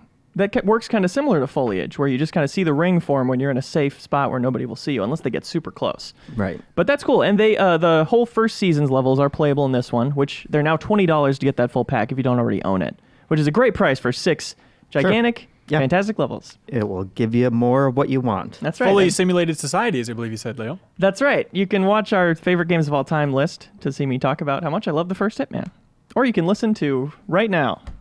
Hi, this is Yes. Ben Hansen, a longtime listener, first-time caller from the booth here. I was confused diving in and playing about an hour of this game. It's like, where do I start? There's like the campaign, there's the contracts, there's these other modes. I don't know how much is old content. Yeah. What do I go for? Because they What- throw you right into the world of assassination, as they That's call correct. it. Yeah, where's the starting point here? What's new? What should we focus on? Thanks for your question, Hanson. take my You'll answer take off your the air. answer off the air. Yes. Start with Hitman 2. The way it's presented is it's laid out like prologue, which is tutorial. So if you haven't played Hitman at all, you can start there. It's mostly the same tutorial as in the first game, but it's a good tutorial. Then there's Hitman 1, which is the first season of content. Then there's Hitman 2. Hitman 2 is all the new stuff. So it is separated by campaign like that in the starting menu. So It's pretty straightforward. Only an idiot caller would make that mistake. we got to screen our calls better. Yes. Would you guys start with Hitman 2? Is there any reason to do that if you haven't played either of them, or would you may as well start from the first one? I think you since should they're start so with similar Hitman now? 2. I think that Okay. tutorial is fantastic and one of my favorite tutorials I've Yeah. ever played. Like, Explain it's it just, a little bit. So you start out on a beach. It looks like you're in like Iceland or somewhere. It's called Hawke's New Bay. Zealand. New Zealand. Yeah, that's Iceland, right? That's Sure. that's the same thing. Got land in it. Yeah. So your whole thing, it's much smaller than any of the other levels. I feel like it's just Yeah. a beach house. It's just a 2-story beach house where you have to go in, access a computer, and then your target arrives. She's some kind of arms dealer, an assassin, or another assassin or someone, and she has like a whole guard detail, and you have to kill her and get out. And it's just a very good setup to show, oh, this is how, this particular series uses its real estate well, because there's like so many ways this one single assassination can go down In one house. in one house, and like all the other levels are huge. So I really like it as a way to like sort of showcase like what really works about this without even, the sprawl of the other levels. Like this is just why this is so much fun, because the game was downloading, so I could only play that level. But even after that was done and I played some of the other ones, I kept coming back to that one just to experiment with like the physics and stuff to see, okay. Yep. Yeah, go ahead. Sorry, Jeff. No, that it feels much more like a Hitman level from some of the older games, and that kind of dovetails into my criticism of the newer games and what I liked about the older ones, but what I enjoy it more in the second one than I did the first game from 2 years ago, which is that when the levels got larger and larger, it got harder to kind of organically find the kind of assassination opportunities, like the more creative scripted ones. Sure. Whereas in the older games, you could play through a level, you could kind of run around and get the gist of what's going on in a shorter amount of time, and you kind of knew where the opportunities were by yourself, and so you felt like you were discovering them, and you felt really smart from that. And in the newer games, the other levels besides that one are so large that you would have a very hard time kind of randomly coming upon that, or even once you figure out what you can do, there are usually multiple steps in it that will kind of, you'll be looking for a specific item and you don't know where that item is, and running around, a huge open world kind of level to find that can be really frustrating. It takes a lot of patience. Yeah, it's definitely a unique kind of game. And so the way they've counteracted that is they give you guides, which in the first game were called opportunities, and now they're called mission stories, which doesn't make I liked opportunities better, but they will kind of walk you through the steps for it, which is nice to kind of, that makes it a lot less frustrating. You're not searching for things, but at the same time it feels a little hand-holdy and you kind of lose that magic. I will say PSA, something I wish they surfaced was that in the gameplay settings you can turn mission stories to minimal. So instead of full, where it's like, get this outfit from this guy, then go do this thing, it's more just, get this type of outfit, and you have to figure out a good way to do it. Yeah. So minimal in the settings is really helpful. Yeah, and that helps. Cork, what did you do in your time with it?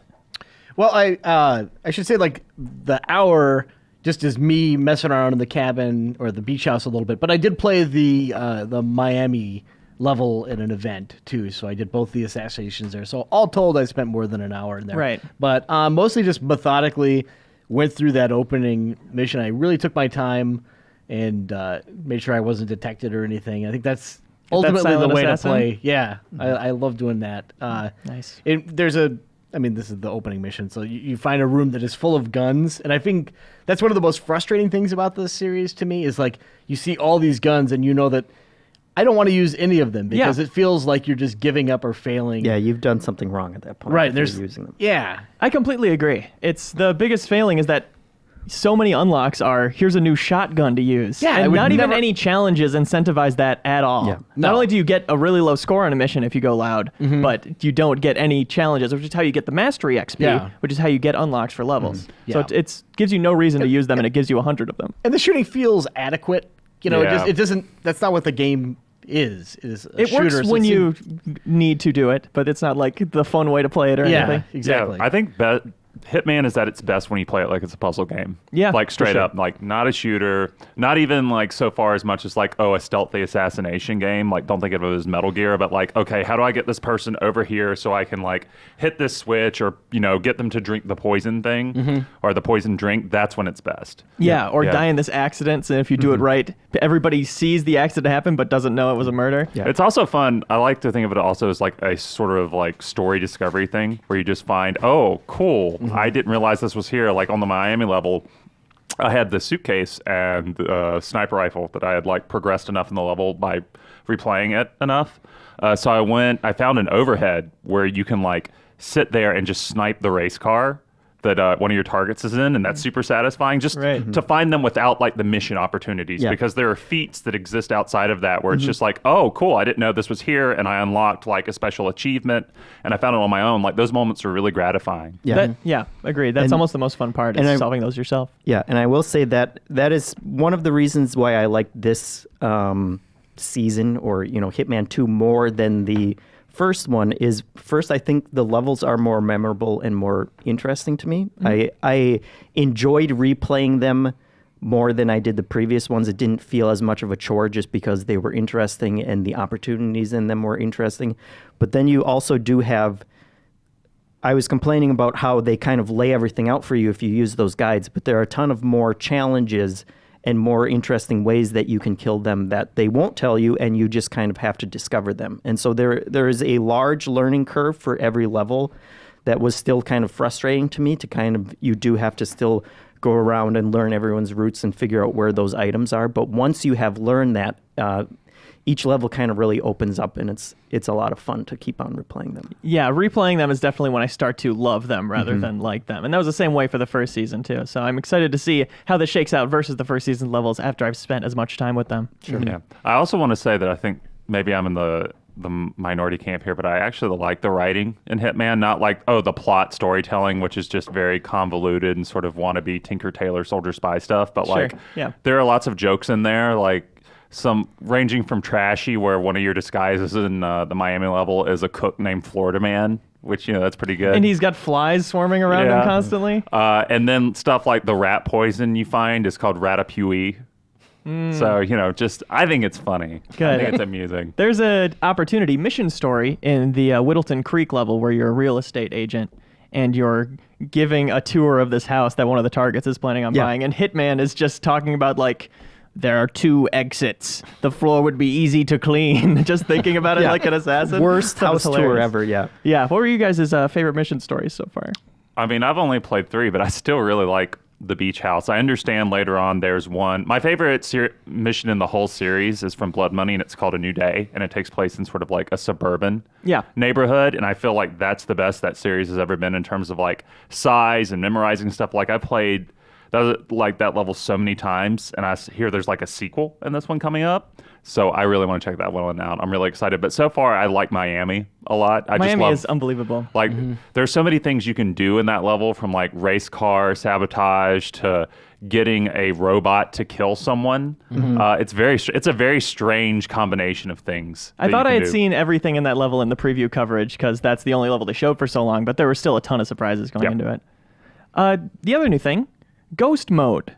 A 1v1 competitive multiplayer in Hitman. Have you guys played this? Nope, couldn't give a Cork and I did. Do I write down the swear word?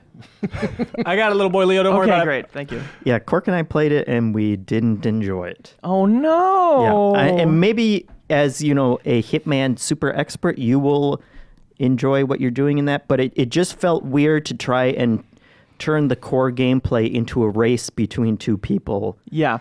It, like, the kind of stealthy plan your assassinations and stalk your targets and stuff didn't seem to really translate well. I appreciate the effort, but it just didn't click with me. Yeah, it requires like complete knowledge of the level in a way where it should probably be gated from if you've played Miami a few times or not, because it's so reliant on being able to know where you can get a good disguise quickly that will get you to where the target is. And I think I don't blame anybody for not liking it, because it's a weird mode, and if you are running through it and stuff, it's definitely not fun. To give full disclosure, I'm not going to brag, but I just want to give an accurate assessment of my time with the game for the viewers at home. I couldn't finish a match because I was whomping people so hard they would quit. Which, just factual, I'm not bragging. Yeah. Sure. You would never. Yeah. No, because there are lots of problems with it. For example, killing somebody takes away a point. I'm sorry, to back up more, you have to kill people silently. Right. That's the hardest part, is leaving the body undiscovered for the 10-second buffer or whatever before the point actually counts. And then if you take anybody's life who's not a target, you lose a point. Right. So getting up to 5 can take a very long time. And if somebody's in ahead by a couple, there's no reason to not just quit. Yeah. I would suggest, if you want to play something that is called Hitman with another person, the sniper thing is pretty fun. The sniper thing is so much fun. Yeah, I super like the sniper challenge mode or whatever it's called. I honestly hope, like, with the expansion pass or whatever, instead of getting like more regular Hitman levels, I get more of those. Like, I really like the sniper thing. Yeah, I emailed them about that, and they said there are more levels coming. They were very vague about, when or how they're going to be delivered or stuff. And that one is like the old, was there like Xbox 360 Yeah, mini it games. was like a It's been on pre-order. mobile too. There's been like Yeah. a spin-off part of the Yeah, series. it started as like a standalone pre-order mini game. If Yeah. you pre-ordered one of Absolution or something like that, you got it. And then they turned it into a mobile series. And what do you do in it? And what do you like about it? You're basically just camped out in one spot that kind of overlooks an entire level, which is basically like a diorama at that point. And there are targets going around that you have to kill, and then there are usually a bunch of bodyguards that you also have to kill. But you're still trying to do it without them noticing, so you have to wait until people are in a position where you can snipe them, and when you hit them, their bodies usually just fly, and so you're trying to get them to fall into ponds or smash through a window in an area of the mansion that no one's going to see and stuff. And so it's Genius mechanic. yeah, it is a very different take on kind of the same core gameplay, and it's much faster paced, which is nice. It's a nice break as you're going through the missions, if you're kind of getting tired of being so patient and meticulous, you can kind of play that for a while. And then they have a ton of hidden Easter eggs and other things to do in the level. Yeah, which it's also still involve shooting things. but- Yeah. It's also worth mentioning that you have various types of ammo, so it's not just like, oh, you're shooting a guy regular rounds. Like if there are 3 people standing near the edge of this is like a wedding This is a wedding where a manor is taking place on a cliff for some reason, because rich people are idiots. Right. So one of them is called shockwave ammo, and it's basically just like an explosive round that you can hit near their feet, and they will go launching off of the cliff or through windows if they're near the mansion. I like using that. If a body didn't go right where I wanted it, you can shoot it on the ground and it knocks the body up into into a pond or whatever. Yeah, it's hyper arcadey. It reminds me of what was that? Was it Silent Scope? Yep. Yeah, it reminds me of a modern version of that, but not bad. That's Yeah. really interesting. Yeah, I'm glad that's roped into the full experience now. Yeah. Because just having the first one and the second one, now when you go to the list of destinations in Hitman 2, it's 13 places, and that's very exciting for me. Yeah. I like Hitman a lot, you guys. No, I think I don't think I love it quite as much as you do, but I like it a lot. It's one of my favorite games this year so far, and it's been a really big year for games, it feels like. I'm excited for you to get to the later levels, because the last one is I knew nothing about it. I still haven't seen any images of it online, and it's just this totally unique, genius setup that's just a perfect super spy location that I won't spoil. And again, just a ton of memorable assassinations in this one that as I was playing through, it was like, oh, that was super clever. And then it would happen again, an hour later, because you have to set everything up to make it happen. But those were always just very satisfying payoffs. Yeah. I also want to say I wish more games had as reactive of an environment as Hitman does. For example, during that Miami level, I suddenly had a body on my hands because I had accidentally killed someone accidentally. Sure. And I was trying to figure out where to get rid of them, and I didn't see any containers nearby, but I was near an aquarium, and the prompt came up, dump the body. And I was like, okay, cool, this is convenient. And I really wish more games were as good at creating those moments where it was oh, I have a problem. Oh, a miraculous solution out of nowhere that's very clever, and feels organic. It's oh. Yeah, I was assassinating a guy on a tower who's just on a phone call, and he had a bodyguard watching over him, and so I just sneakily threw a coin behind the bodyguard, and he turned around for 1 second, and in that time I knocked out the guy with a soda can and dumped his body off the side, just kicked it off with my foot before the bodyguard turned around. It's so ludicrous too, because those things are kind of the things that you would see in the background of something happening in Austin Powers or something. It feels like a gag, and I really like it. Yeah. He's that kind of super spy. Well, great. Hitman 2, I give it a 10. And that's all I care That's about. all that matters. Yeah. Hi, this is Ben Hansen calling from the booth. Longtime listener, first time caller. I'm I'll curious. take your question off the air. Okay. Anyways, no, I'm curious. JV Gwaltney, you've played through The Quiet Man. Joe Juba has a review on the site. He gave it a 3.0. You don't need to dive in deep on The Quiet Man, but just for the sake of a conclusion on the podcast for listeners, is it so bad that people should play it to laugh at it? No, because this is not a room situation. If you go and watch 10 minutes of The Quiet Man to satisfy your curiosity, you've already spent too much time on it. It's just a bad, dull game you don't need to waste precious moments of your life on. They ever. patched words into it when it was originally silent. So if you open that up now, can you play it either way, or how does that work? Do you only play it with the sound now? It's worse because you have to beat the game to access the sound mode. It's New Game Plus, but the only thing that you get is voice acting, which Joe says is actually worse.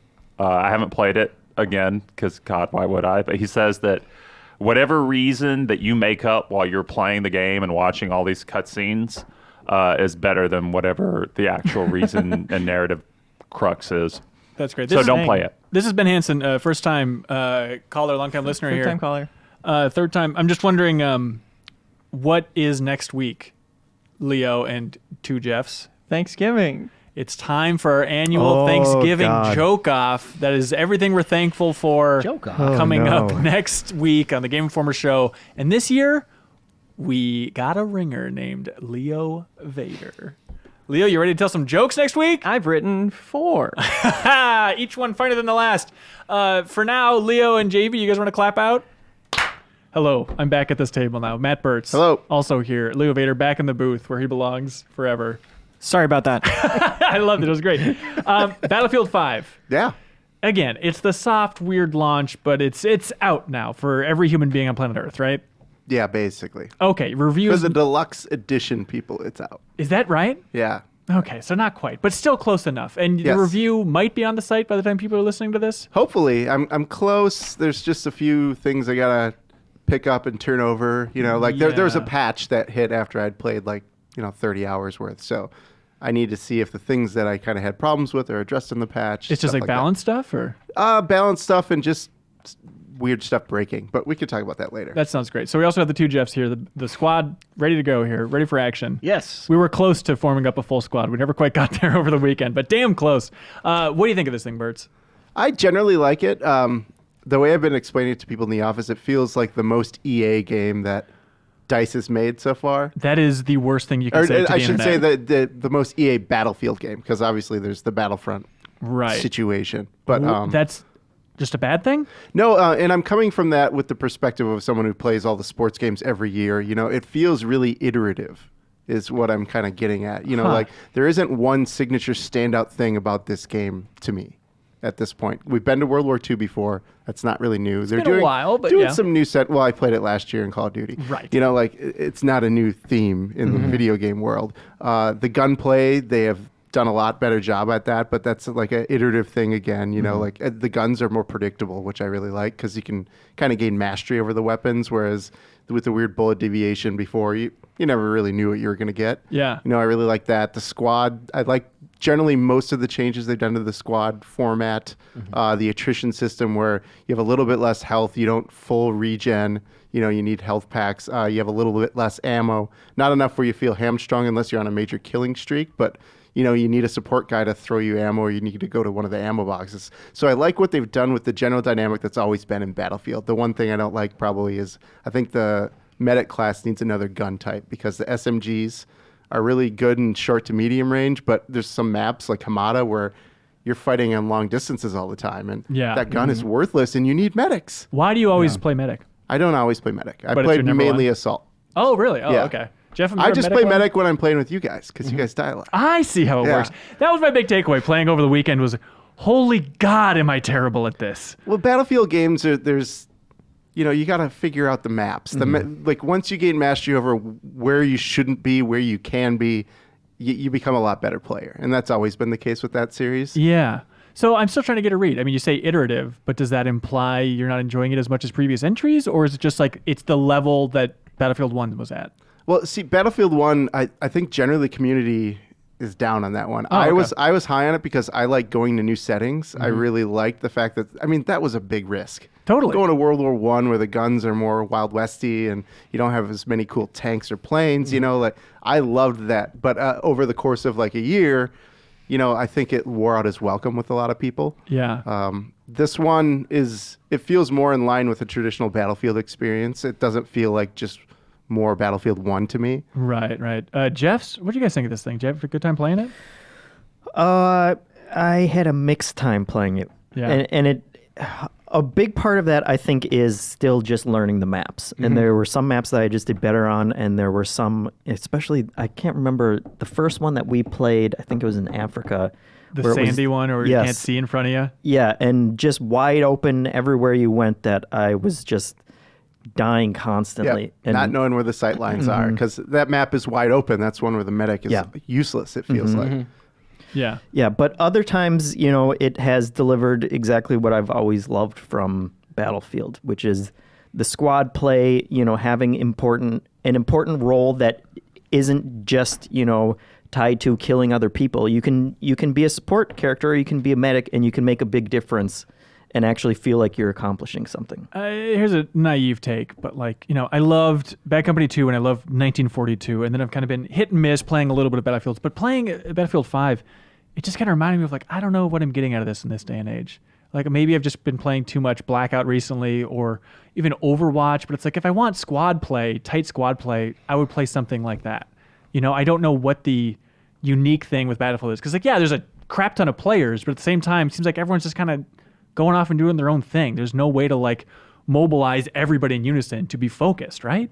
Well, I would argue that it's one of the more focused team play games that exists. I mean, Battle Royales, you have an objective, which is to feed yourself. You're there to kill everybody else and keep yourself alive. This game, you can be kind of shitty at shooting and still contribute to the overall war effort. And they've added some new stuff this year with fortifications, which, I'm still getting my head around, do I think it's good or not? I think overall, it makes sense for Battlefield to have a fortifying system. So can you explain what that means? So fortifications is, destructibility is a big thing in Battlefield. Now, when your base is just completely decimated, you can actually build up more fortifications. So sandbags and barbed wire, or you can create reinforced platforms that you can stand on and snipe over. It's a pretty cartoony, just have a hammer out, just bang it is. Classic it's Battlefield style, and then something will pop super up. Super gamey, but it's really important on certain maps. Aerodome is one where everybody's converging on these hangars, and if you don't put that stuff up,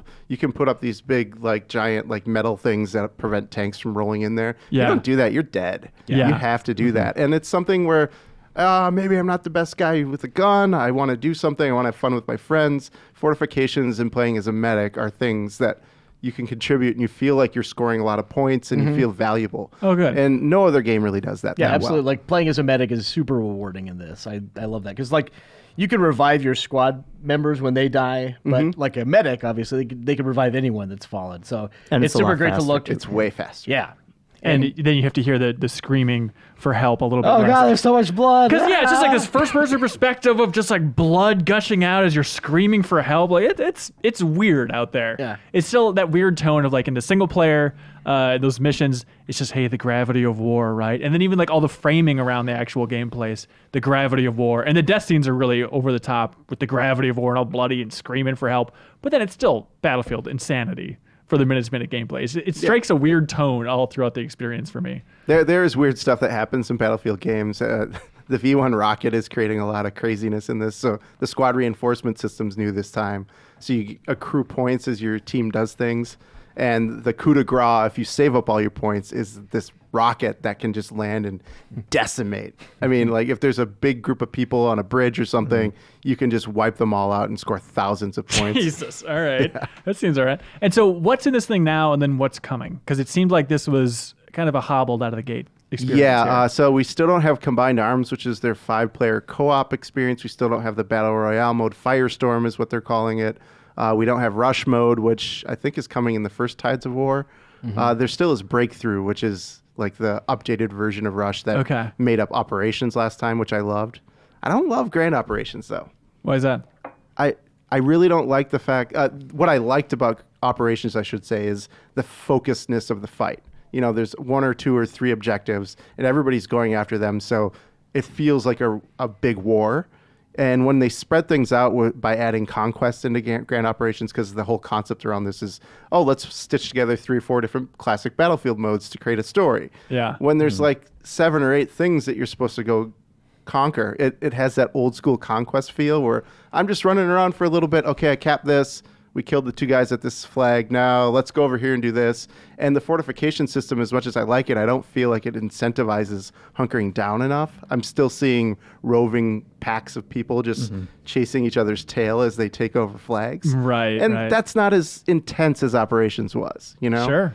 Running up the hill of Monte Grappa with the people with that blood scream that they had in the last game, it felt badass and crazy and intense. Yeah. And I don't get that intensity when it's Conquest. Gotcha. So review on the site somewhat soon. Yeah. Sweet. And overall solid Battlefield experience. Yeah, it's a solid Battlefield. There's some issues, like I said, that I think they need to address with like the medic having more weapons, the airborne mode. I have not been, every once in a while, the aircraft that you spawn into to jump out of just stop showing up. So there's no way to redeploy. So at that point, you just have to quit the match. There's instances where the explosives that you're supposed to grab in some of the modes, they just don't show up. Weird. So you can't really advance and, destroy the areas you're supposed to destroy. So there's some weird stuff like that I hope the day one patch fixes, but I haven't been able to investigate all that yet. Wait, okay, so we're not at the day one patch because technically we're not at day one yet. The day one patch just launched. Okay, got Yes. it. So confusing. Battlefield 5, pretty cool. Did you see that news story this week about like, hey, on the anniversary of the end of World War I, there was a ceasefire in Battlefield 1? I was expecting more from that video clip because it still seemed like some people were being out there, but it was a cool idea in theory that everybody, I don't know in how many different games, at least in this one match that was recorded, people like tried to stop firing and just like walked around on the beach together. It's very weird. Yeah, that's cool though. It's a fun idea, which reminds me that another game that no one's talking about, that 1111 Memories Retold came out, which is that World War I game, which is from the creative director that also worked on Ubisoft's World War I game, Valiant Hearts. Yeah. And like Aardman Animation was working on this, and Elijah Wood does a voice.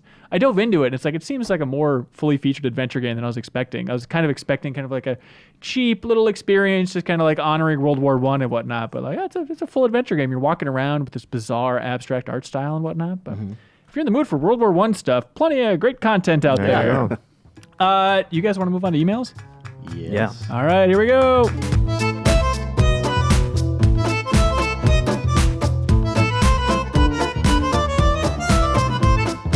And welcome back to the Game Informer Show. We decided to get a whole new crew, a whole new weird mouth sounds crew, apparently, from that. We have Kyle Hilliard, Ben Reeves, Dan Tack. Hey, what's up? I had thought we had everybody on the Game Informer Show already, but I guess we still got more people to cycle through on this podcast. I thought we were all supposed to make weird mouth sounds. That's why I had such an odd... Please don't. Podcast at GameInformer.com. People send wonderful emails in every week. They send in dares, questions, comments, feedback, anything under the sun, anything that... makes the show better? Correct, Dan Tack. And I'm you getting good get at this. 400 points today for that. All right. Honestly, if you're ever just like shooting the S with some friends, some gamer buddies for listeners out there, right? And then it's like, oh, that's a fun idea. Or like, I didn't know that. Fun facts, questions, hypotheticals, preferably game-focused, podcast at GameInformer.com. If you've never written in, or listen to the show. yeah, if you don't know what a video game is, podcast at GameInformer.com. That's right. Feel the urge. I like the stuff that's like tangentially related to games. It's got like a gaming hook, but it's not explicitly a game question. Right, where it's like, if you could have any of Mario's power-ups in real life, what would you do not with precisely it? that one, but in the same ballpark. Oh, okay. Feel the urge. Feel the urge. That's our podcast at tagline. GameInformer.com. Well, as everybody knows. I'm feeling Is that a new thing? Yeah, actually, Okay. the end screen that we make for YouTube for like the pullouts from the podcast, it's just me looking at the cameras, it zooms in and saying, feel the urge. I love the it. urge. I love it. Podcast at GameInformer.com is on the top. All right. First email is one you guys didn't like, but by God, I'm going to read it. And by the way, we choose our favorite at the end of this, and then that person, we put a pin in where they're on the map. Okay. And they're, This is not going to be it. I don't know. You tell me. Jason from Salem, Oregon says, Dear crew, I would like to request, yes, we hear you, that you guys talk about Microsoft buying Obsidian and In Exile. I think it'd be good if Microsoft actually gives them the freedom like they say they will. What would your wish be for them to do with the extra funds that Microsoft provides them? Do you think Microsoft would let Obsidian do a Pillars of Eternity 3? Or would they push away from the isometric RPGs? So I agree with this person. Okay, real quick, before just set the scene at XO, the big Xbox event, where like seemed like the biggest news is they released they debuted this trailer for Void Bastards, which is another game from former BioShock developers that has like a cartoony look, seems interesting. But then also they announced that yes, in fact, they are buying Obsidian. But not only that, Internet, we're also buying In Exile. So the people behind Pillars, obviously Obsidian, we talked about it before. In Exile, like the Wasteland 2 team. Bard's Tale 4. Yeah, Torment, right? Didn't they do the Torment? I believe so. I think so. Anyways, sorry, Dan. Go ahead. So anyway, I agree. Like it's always a good question when one of these, when a big house buys up little guys and well, not little guys in this case, but buys up studios and like, what is going to happen?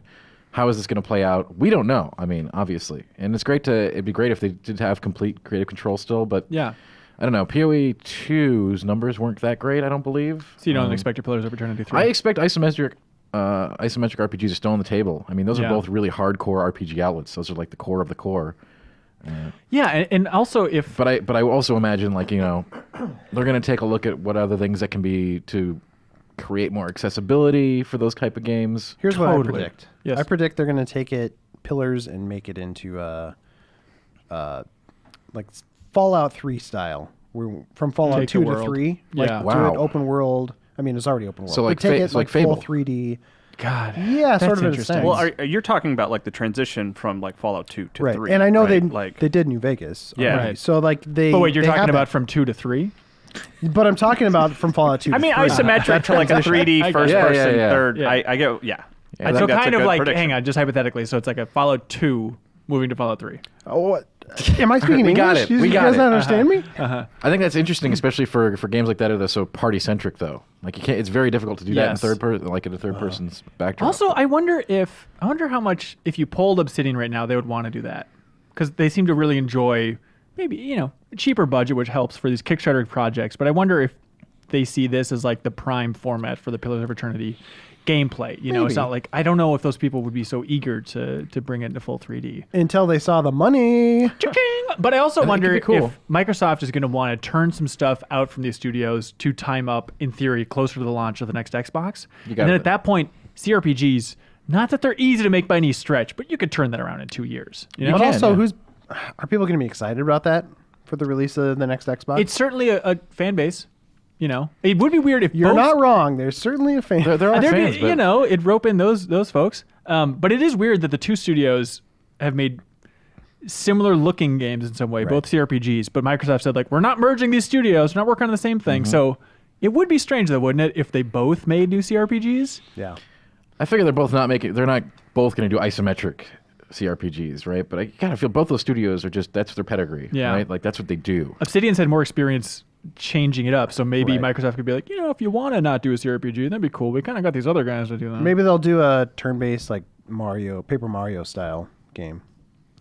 Another, like a sequel to South Maybe, Park or maybe something? a You're really right. jokey game. It's yeah. going to be Paper Halo. Yeah, right? We're perfect. gonna I have mean, it. everybody makes that joke about like, oh, what if Obsidian does something with the Halo license or something? That is such a worst case scenario. Is it? To make any of these studios work with a Microsoft license? Unless it's what like if an they- Age of although- Empires RPG, what if then they that's cool. What if I don't they think that's assist completely with Fable? crazy.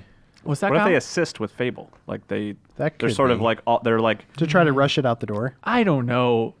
I just let Playground deal with that. I'm so excited to see what that team does with that me license. too. That one's going to be insane, right? Like Yes. high hopes and expectations there. Although, Game of the generation. did you hear Dan say Paper Halo? Hang on, Dan. Did you say I didn't. I'm Paper kind of Halo? sold on that idea right Yeah, now. I'm into that I now. would think a Halo RPG. I just no. I'm a guy who loves the CRPGs, but Hang I would on, love feel to my see. pulse. And okay, feel my pulse. No, say that. He's phrase. dead. No, say the key words again. Halo RPG. There's nothing. Exactly. We lost him. go try Gears of War RPG. Yeah, try it. Hold on. Anything Gears there? of War RPG. Okay. There's nothing there. Anything? Anything? Take my rectal temperature. All right. I hope they get to make something crazy and unexpected. We'll see. Yeah. Victor. Dan, you can pull your hand out. Victor writes in and says, in light of Stanley's passing, let's celebrate his works. Natural segue. Which creation of Stanley is your favorite? Daredevil, Hulk, Iron Man? His body of work has unquestionably changed the entertainment landscape forever. May he rest in peace. Indeed. Batman. Come on, Reese. What is Don't email us. I watched this. Someone's going to now. I think like Conan on the YouTube channel, they uploaded this interview from 1995 with Stan Lee. Yeah. And it was weird because it was Stan Lee on the show just promoting the DC Marvel crossover, which is something that we've talked about it before, I think, but people don't really talk about it too much. But it's just Stan Lee like drumming up hype for like, who would win, Batman or Captain America? Ain't that a crazy fight? You know, and then people would like vote by mailing in Yeah, who they that's wanted great. to win, which is remember a that. very silly idea. Yeah, I think Wolverine won against Lobo, which is kind of ridiculous. And just Wonder 'cause Woman Lobo took is super Thor's hammer, powerful. I think. Yeah. Oh, really? I love it. Yeah. That's fun. I want to read There were those. some fun matchups. That's fun stuff. Hey, Lego, are you listening? It'd be really good if they could pull that off. Lego's the only company on planet Earth that can do it. The only company, Dan. they have both well, maybe licenses, Apple right? could pull it off. What's that? Yeah, they have both licenses. Yeah. I mean, come on, Disney, let them do it. Come on, Disney. You know they want to. Anyways, Reeves, you're a Stan Lee super fan. Yeah, I mean, I'm already on the record saying like Spider-Man's my favorite character period. Right. So Spider-Man, but like I've always been like a big Thor guy as well. I love the X-Men, so Yeah, and you're like, those kind of are up there. You're growing a goatee or something, kind of like Tony Yeah. Stark. So I don't know That's if you're right. inspired directly by that. slowly becoming all of them. Is that for Stan Lee? Is like in honor of his passing? In honor of Stan Lee, I started this 7 days before he died. Oh, prescient. I liked that one-off story he had, where it was kind of like a lesson. I think it was called Stan Lee's Parable. Up top down. Oh, I'm totally lost. I don't know. I don't know. I think maybe It'll be funnier on the re-listen. All right. It'll be yeah. good. I It'll think come like through. I'll say the Hulk. really? I like the Hulk. You like him? Love him. Just like how you said, my favorite character is, I don't know. I guess I'll say the Hulk. Hold on. Do you like him when he's angry? Take. I actually don't All right, like I'm that. out of here. Do you guys like Stan Lee? What's your favorite Stan Lee memory? I mean, Ben already said Spider-Man, but like one of the few comics. Yeah, it's already that taken, Dan. I'd actually one of the few comics I actually go to the store to get every week or whatever it was would be Spider-Man. That you did? Yeah, that I did. Really? You When I was like getting my Magic cards, I would get my Spider-Man comics. like young Dan Tack with a backwards hat and a skateboard would ride down. I did have a skateboard, but no backwards hat. Are you good at riding a skateboard? No, but I did have one. Are you better than me at riding a skateboard? Possibly. You want I to don't have know. Are a you good skateboard at it? challenge You're or something? probably way more coordinated than I am now. Oh no, Dan. Oh no. All right, let's do it. You're graceful as an antelope. Replay real life skateboarding. So, just theoretical, like Stan Lee, he always had like help creating those comics too. Obviously, the artist had a big influence on creating these characters. Don't bring it up. I'm just saying, as a hypothetical, like who else has had as much an impact on our modern day culture? Modern day. George Lucas, like Lucas. anybody else? Now it's weird because if we would have Like said who's on this- that level? Like he's had such a huge influence. Disney. Miyamoto? So Jermaine Jones from Chicago actually wrote in saying, "Is he on the same level as Miyamoto?" I think they're comparable. Yeah, but you think of like money coming in. If you want to be as capitalist as that, Dan. I don't want to be as And it's like you capitalist as that. compare Marvel to Nintendo at this point. Like there's not really much of a comparison. The thing is, Marvel's just picking like we're hitting here at the beginning of the comic book craze. I think as far as pop culture goes, like this thing only happened like what 10 years ago. Yeah. Did we start getting hot? And we're gonna have another 20 years of this. Yeah. I think I there don't was a know. time though where Miyamoto was probably more like in the late 80s. Oh or yeah, something. yeah, in the past for I think sure. Mario was more globally known than Yeah. most Marvel heroes. I don't know in terms of like impact. Mavis Beacon. She did teach me typing. Sure. She taught the world how to type. So. Little Debbie. She's had a big influence. She on really my life. has. Betty Crocker. Yeah, huge. What's your favorite Little Debbie snack cake, Reeves? The white cake? Posse from white cake. Finland writes in the country of 187,000 lakes. Yeah. That's BS, and you know it, Finland. Come at me. One time, let's go to Finland. Raves when we went to Helsinki for the Yeah. the three of us did. I was there. That's right. For the Yeah, quantum we break. totally forgot. I you were left there. early. Yeah, That's yeah. why you guys left forget early. that I was there. But I remember I was checking in at the airport or whatever, and then the lady took my ticket. She's like, "All right, Ben Hansen, going to Helsinki." That always makes me laugh to think about. This calling is that at the town. Minnesota airport. Yeah, that's yeah. good. Anyways, All right, this has been great. Next question. Posse from Finland says, "Hey, GI team, truthfully, I never really cared about Dark Souls or any other of that type of game that came with a big challenge. Why would I want to go crazy with a boss when there are many easier games to enjoy? I hear you. I tested Bloodborne for some minutes. I like that phrasing. For some minutes. And didn't really care about it. Then I found this cool-looking samurai game called Nioh. I love samurai and Japan themes, so it sounded like something for me. Immediately, I was hooked with the world, especially since there aren't many options to be a samurai. Now, much later, I've completed the campaign. Took some time and hair pulling, but I've done it. My question is Dan proud of me?" I am. I do like I said, Neo's a great game too. Yeah. It's funny to me that you didn't like the Souls games, but you like Neo because those are very much like they are different, but like they're in the same ballpark. And I think maybe you should go back and take another crack at them. The themes are what grabbed him for Neo. Okay, yeah. Like, yeah. In terms of announcements that no one's thought about since the announcement, remember they announced Neo 2? I've thought about it. Oh, I've really? thought about it a lot. There's Yeah. been a peep about that. Because we haven't heard anything else. But yes, I am proud. Good. Posse also says, as I was coming to the end of Neo, I started to get more interested about the Souls games. I started watching the Dark Souls 3 Chronicles video that we did. Jump around, baby. I've become hooked to it like any best TV series. Ooh. When I saw Kyle beat the Bloodborne type boss, I was sharing the excitement. Kyle, Very which one amazing. did you beat, Kyle? I forget. That was the one that with a sword, if you'll recall. What? I don't know.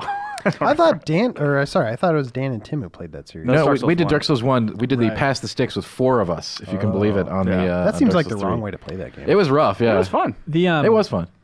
And we didn't play Bloodborne? I thought we did. So the Bloodborne play, here's what we did. We did a 6-hour midnight live stream on the launch day with Tim, which was great. And then we also went back to it and tried to start a Chronicles with it, but we never got any traction. Like we did 1 or 2 episodes with Tim. Oh, and then too blood boring. Right. No, it was great. Thumbs down. Everyone's saying, we don't like this game. No, nobody said that. Okay. And just to be clear, we haven't done Dark Souls 2 at any point, right, Tim? We have done Chronicles, and we've done some playing, but we haven't done like the full thing. Okay. Jacob Brothers from Las Vegas, Nevada says, hello, crew. I'm 21 years old and proud of it. No, he doesn't say that. But. Cool. It's safe to say that I never experienced You made it. proud. You made it. It's safe to say I never experienced the glory of the RTS games back in the day. I couldn't get into StarCraft 2 when I tried it, but I adore Heroes of the Storm. So the story of Warcraft characters is interesting to me. Jaina is the love of my life. Congratulations. I'm glad you found her. I've played maybe 20 hours of WoW. That's about max for anybody in the world. Is Warcraft 3 Reforged something I want? You mentioned last week that there's some liberties being taken with the remake, so I'm interested in what that could mean. Give me the pitch on why a young person like me would enjoy this game. Wow, that is interesting. Well, I guess it certainly forms the core of the kind of games that Heroes of the Storm are today. Right. So the MOBA shell is from that hero-centric gameplay. Yep. Just distilled. But is it fun, or will it just be like a technical history lesson of I can see where this kind of comes from? You can definitely have fun with it. There's small groups. It's not like StarCraft where you're taking control of like swarms and macroing between them and putting your dragoons, behind your zealots. You're just like most of the time your heroes are doing all the stuff, which is very similar to a MOBA. It is interesting that he said he didn't get into StarCraft 2, which that's a pretty strong RTS. If he didn't even the get best into that. campaign of all time for an RTS. But it's such a pure RTS. Like it's just like, they're hearing into the campaign, but in multiplayer, it's like whatever, right? It's like medic, Zergling. There's none of that. But he's saying the campaign specifically. So the idea of like going back to Warcraft 3. If you're super interested in the origins, if he likes Jaina, he's gonna love. Well, that's what I was gonna say. There's that argument is like it's the origin story for the love of your life. So like that might be worth checking probably out. half the characters he plays in Heroes of the Storm are from that game too. If he's a big fan of that world, like it'd be kind of fun to explore. Like here's where they actually started creating this world. And I love RTSs. I appreciate Warcraft 3. But if you can't get into StarCraft 2's campaign, gameplay wise, you're screwed. I don't know. Unless he just like was at the wrong time of his life, if he could see himself getting into it now, maybe he just didn't give it the right shot. Yeah. How's the month of content going for Warcraft for you guys? It's going real Definitely going out. It's lots of cool stuff. There's so many cool facts. Like I've said this before. Like just the history behind that game, and how games were developed back then, in the old days. Without the pipeline and. Just like it's insane to see fans of Zero Pipelines. Check out GameInformer.com. No, but like you see guys who are like doing every step of the way. Right. They come up with the idea and they execute it all the way from nothing. It's fascinating stuff compared to today, where you have this guy does this person does this. I mean, we didn't really talk about it on last week's episode, but it's worth mentioning how effing big Blizzard is. Like we complained about walking around the campus, but it really is, Kyle. It feels like going to Pixar, except maybe even I think it's even bigger than Pixar. Yeah, it is just buildings upon buildings and campus upon campus. And just from game industry side of things, the craziest thing too was just the amount of PR people. Where it's like every trip, every cover story is like 1 to maybe 2 will be there. And in this case, it's like, all right, here's this squad of PR people. They'll hand you off to this squad. Then this is for this PR team. Just like the handoff between different armies of PR people is like, what? They needed a whole team just to coordinate the PR visits. This is what they need. PR for the PR. Exactly. What's going on in this world? I think lots of secrets there. They gotta.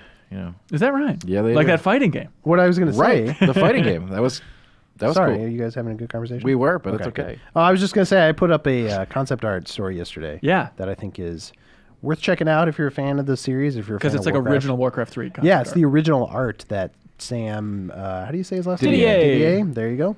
And cool. Chris Metzen. There we go. Do you have any other trivia for Warcraft. Yeah. Anyway, it's good. It's got a bunch of quotes and little tidbits about Warcraft 3. So check it out. Josh from New South Wales. We will, Reeves. Thank you. Josh from New South Wales, Australia says, hey, I loved hearing about Warcraft 3 Reforged, saying he wants to hear from some older developers. Yeah, that's still in the flux, but we'll see. We'll see if we can get some folks on here. And he says, and since you requested Count Dooku trivia, the name Dooku comes from a Japanese word doku, which means poison, which is very good. Oh, see, this is way cooler than I thought. Wait, so George is that related is a smart to the Deku tree? Shut Count up. Dooku we made that this joke name. Did you really? Yeah, Reiner made that joke, actually. Oh, that My power.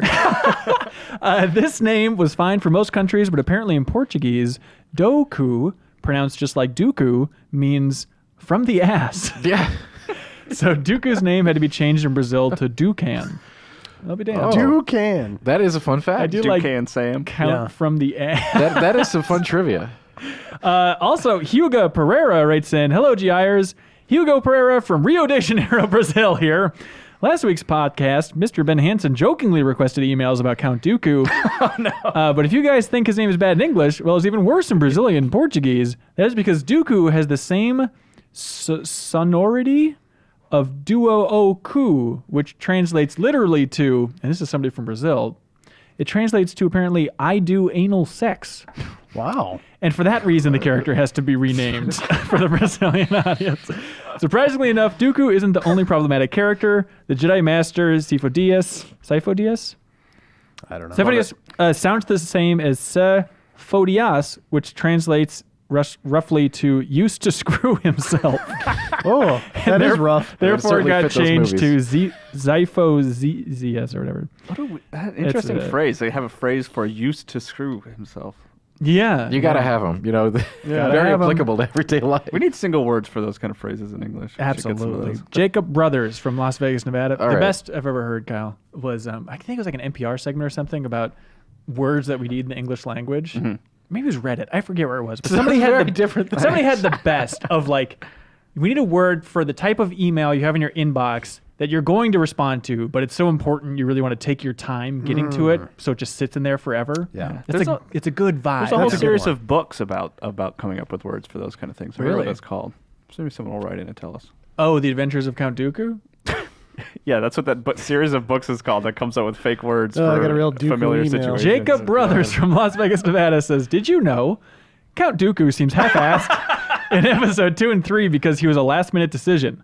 The theory about Jar Jar's character evolving and becoming evil after episode 1 was actually true, and Lucas was too afraid to follow through with his plan. I don't think that's true. I don't think it's true either. Yeah, I'm sorry for saying false Come information on this podcast. Hey, real emails only for Count Dooku facts. Dominic Chichoki, otherwise known as Count Dooku, writes in and says, hello, Red Dead Redemption 2. Ready for this hot take? I can't wait. Let's hear it. I love this hot take. Oh, God. How hot is this one? It's scorching. You could say it's red hot, Dan. Red Dead hot. Dominic from Chicago says, Red Dead Redemption 2 is basically the Shenmue of its era. It boasts a level of detail that we hadn't seen in the game before at that time. The budget is likely astronomical, would probably set records if we saw it. Our eyes would explode if we saw it. Plus, there appears to be this attention to quasi-real-life aspects that make sense in that philosophy, oh boy, but actually makes the game less fun to play. Do you think that once the honeymoon phase for Red Dead 2 is over, that it'll eventually have a Shenmue-like backlash? That for all the innovation it has, it still will be remembered for its clunky systems and boring moments alongside the cool moments that make it the best ever? I don't think that last part, I don't think that'll happen. I don't think we'll look back on it. But I 100% agree with the Shenmue. Really? Sort of line. Yeah, I have totally thought about that, and even was thinking of maybe a feature that I could write about something like, because going through drawers and looking at items, and even the way you can talk to every single person and they actually have like a personality. Yeah. I like it. It absolutely reminds me So of if you write Shenmue. that feature, just to be clear, you're not ripping off Dominic's point from Chicago That's right. here? I'm probably not going to write that feature. But I Right, totally should. I totally have thought about it too. Absolutely. That's interesting. I like that take, honestly. Yeah. I've it's noticed, a good take. I've noticed the turn in the YouTube comments of when we first started talking about Red Dead 2 after it released on the show. There was definitely that mix of like, yeah, I don't like it either. You're right up there. Good job, video. And now it has turned fully to, it's the best game ever. You guys are maniacs for questioning it. The game developer in the upper left sucks. There's a lot of those. There's a lot of those. I think comments. it does get better as you continue to play. I think I was on board like right away, but Yeah. my opinion of the game has only gotten stronger. I as played completely it more. agree. And before Reeves talks, like I am to the point Don't now. do it, Reeves. Don't do it. I'm to the point now where I like that game a hell of a lot. But it does. Really? There is a hurdle for sure. Yeah. It's one of those things where I like it more than Shenmue. How do we say that game? We pronounce it Shenmue. Yeah, no. Shen. Is that your hot take that you like Red Dead Redemption Yeah, that's 2 right. more than That's my hot take, everybody. Oh, you did it. I didn't think we could get to that, that level of intensity. If you want to here. call him out in the comments, That's Ben right. Reeves is who you're talking And I to. completely forgot the rest of my point. So there you go. Take 2. Here we go. Well, it's something about How I it gets better the more you play Yeah, it. it gets better the more you play it. But I also wonder like what the fall off is because it has such a long period that you kind of have to get over a hump. that if it'll sell as well as GTA 5 in the long run. Nothing's going to sell as well as GTA 5. Because I don't think it has it doesn't hit you as well in the beginning. I think it's selling A-okay. It's selling fine now. I just bet wonder it'll be the second best selling. the long tail. Is it going to have as long a tail? I think we need to wait to see what the online functionality is going to be like. That could be so That's a huge thing for GTA. So. I don't feel ready for that. I want that 3 months from now. Yeah. When we're craving to dive when back is in. it? Like I think it's coming. It's pretty soon, right? sometime It's in Coming November, right? soon, yeah.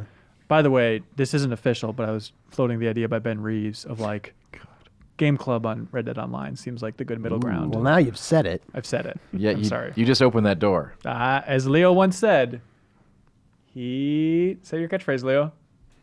He said it. Thank you. Trevor T from St. Louis, Missouri says, "Hello, crew. I hope the day finds you well. I'm having a crisis of faith." Okay. Oh God, okay. It's just the funniest way to opening a game. hello, how are you? I'm in trouble. No, everything's fine. Am I the only one who isn't absolutely bananas over Red Dead 2? I'm not trying to be contrary on purpose, but I fully acknowledge the game is a technical masterpiece, and I almost always lose my S over Rockstar stories, but for some reason this one isn't doing it for me. Have there been any other games or other pop culture events that you guys haven't completely been absorbed into, even though everyone else is? I wasn't into Overwatch. I never got that.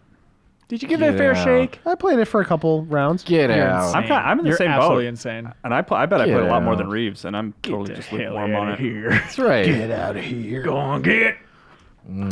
That's disgusting. Yeah. That's I show like that. ending level disgusting. Also, didn't like Hunger Games that much. That's fine. Yeah, I don't think that's even that really hot of a take. Yeah, that's all right. I think Everybody loved that, Dan. yeah. That was a big deal. Maybe it's especially relevant now, but I've never gotten into a Bethesda game. Every time How a Bethesda game dare comes you. out, What and is everyone's wrong like, with hang on. This Yeah. is Skyrim. nah. I made it 10 hours in or whatever. Oh I my tried God. playing the Switch All right. version. I still Okay, just that- can't. that's a good one. Something about that. No, Just, I'm with you. I usually Really? get about 15, 20 hours, and I'm good. but everyone else is like, it's so addicting. The only BioWare games I've liked were Mass Effect 2 and 3. I haven't really liked any other BioWare games. so just the ones not the ones they produce like Wolfenstein and Prey and stuff like that. Now that I think about it, hang on. I appreciate Prey. There's got to be one that you love. That's it, huh? Their old Terminator games Doom? are pretty sweet. I know you don't like no, Doom, I don't yeah. like Doom. I think that's the biggest. Just don't care for it. In my library. I went there. It's weird because I get excited about Bethesda announcements, but it's like, wow, Elder Scrolls 6, that's really exciting, and I'm like, Yeah. I don't know if I'll play it a lot, but or same Fallout either. I don't really get into Fallout. So either. Kyle, how you feel about that in the comments? Sure. Dan, what about you? You can tweet. Yeah, at I've been me trying to and I think of won't one read this it. whole time that you've been doing it, and I'm trying to think of a major one that's on par with a Bethesda game or something like that. I'm It's just- the concept of happiness. that one has eluded me. What about I can't think of that recent one. Nintendo stuff? That's more just you just haven't had a Actually, chance yeah, to play it. exactly, right? exactly. More than- So that's not more than disliking it. Correct. Will you buy a Switch already? Dude, It's- I'm gonna shove one down your throat. you can put Diablo on there now. Okay. What are you spending all your money on? Put that on my phone. Woo. What do you spend your money on? Food. You don't have fine money? cheeses. You don't gotta say that. Tim Riley Jr. From hang on. Is that Jim Riley's brother? Well, it's confusing because he signs the email Tim Riley Jr., but then the email goes, "Hello, my name is Tom, and I'm from Milwaukee, Wisconsin." I don't know how you guys feel about it, but I, for one, feel that the Warriors game went above and beyond to deliver a quality gaming experience in the world of a terrific older movie. My dream is to have that game remastered and presented on current consoles, but sadly, I don't think it's ever going to happen.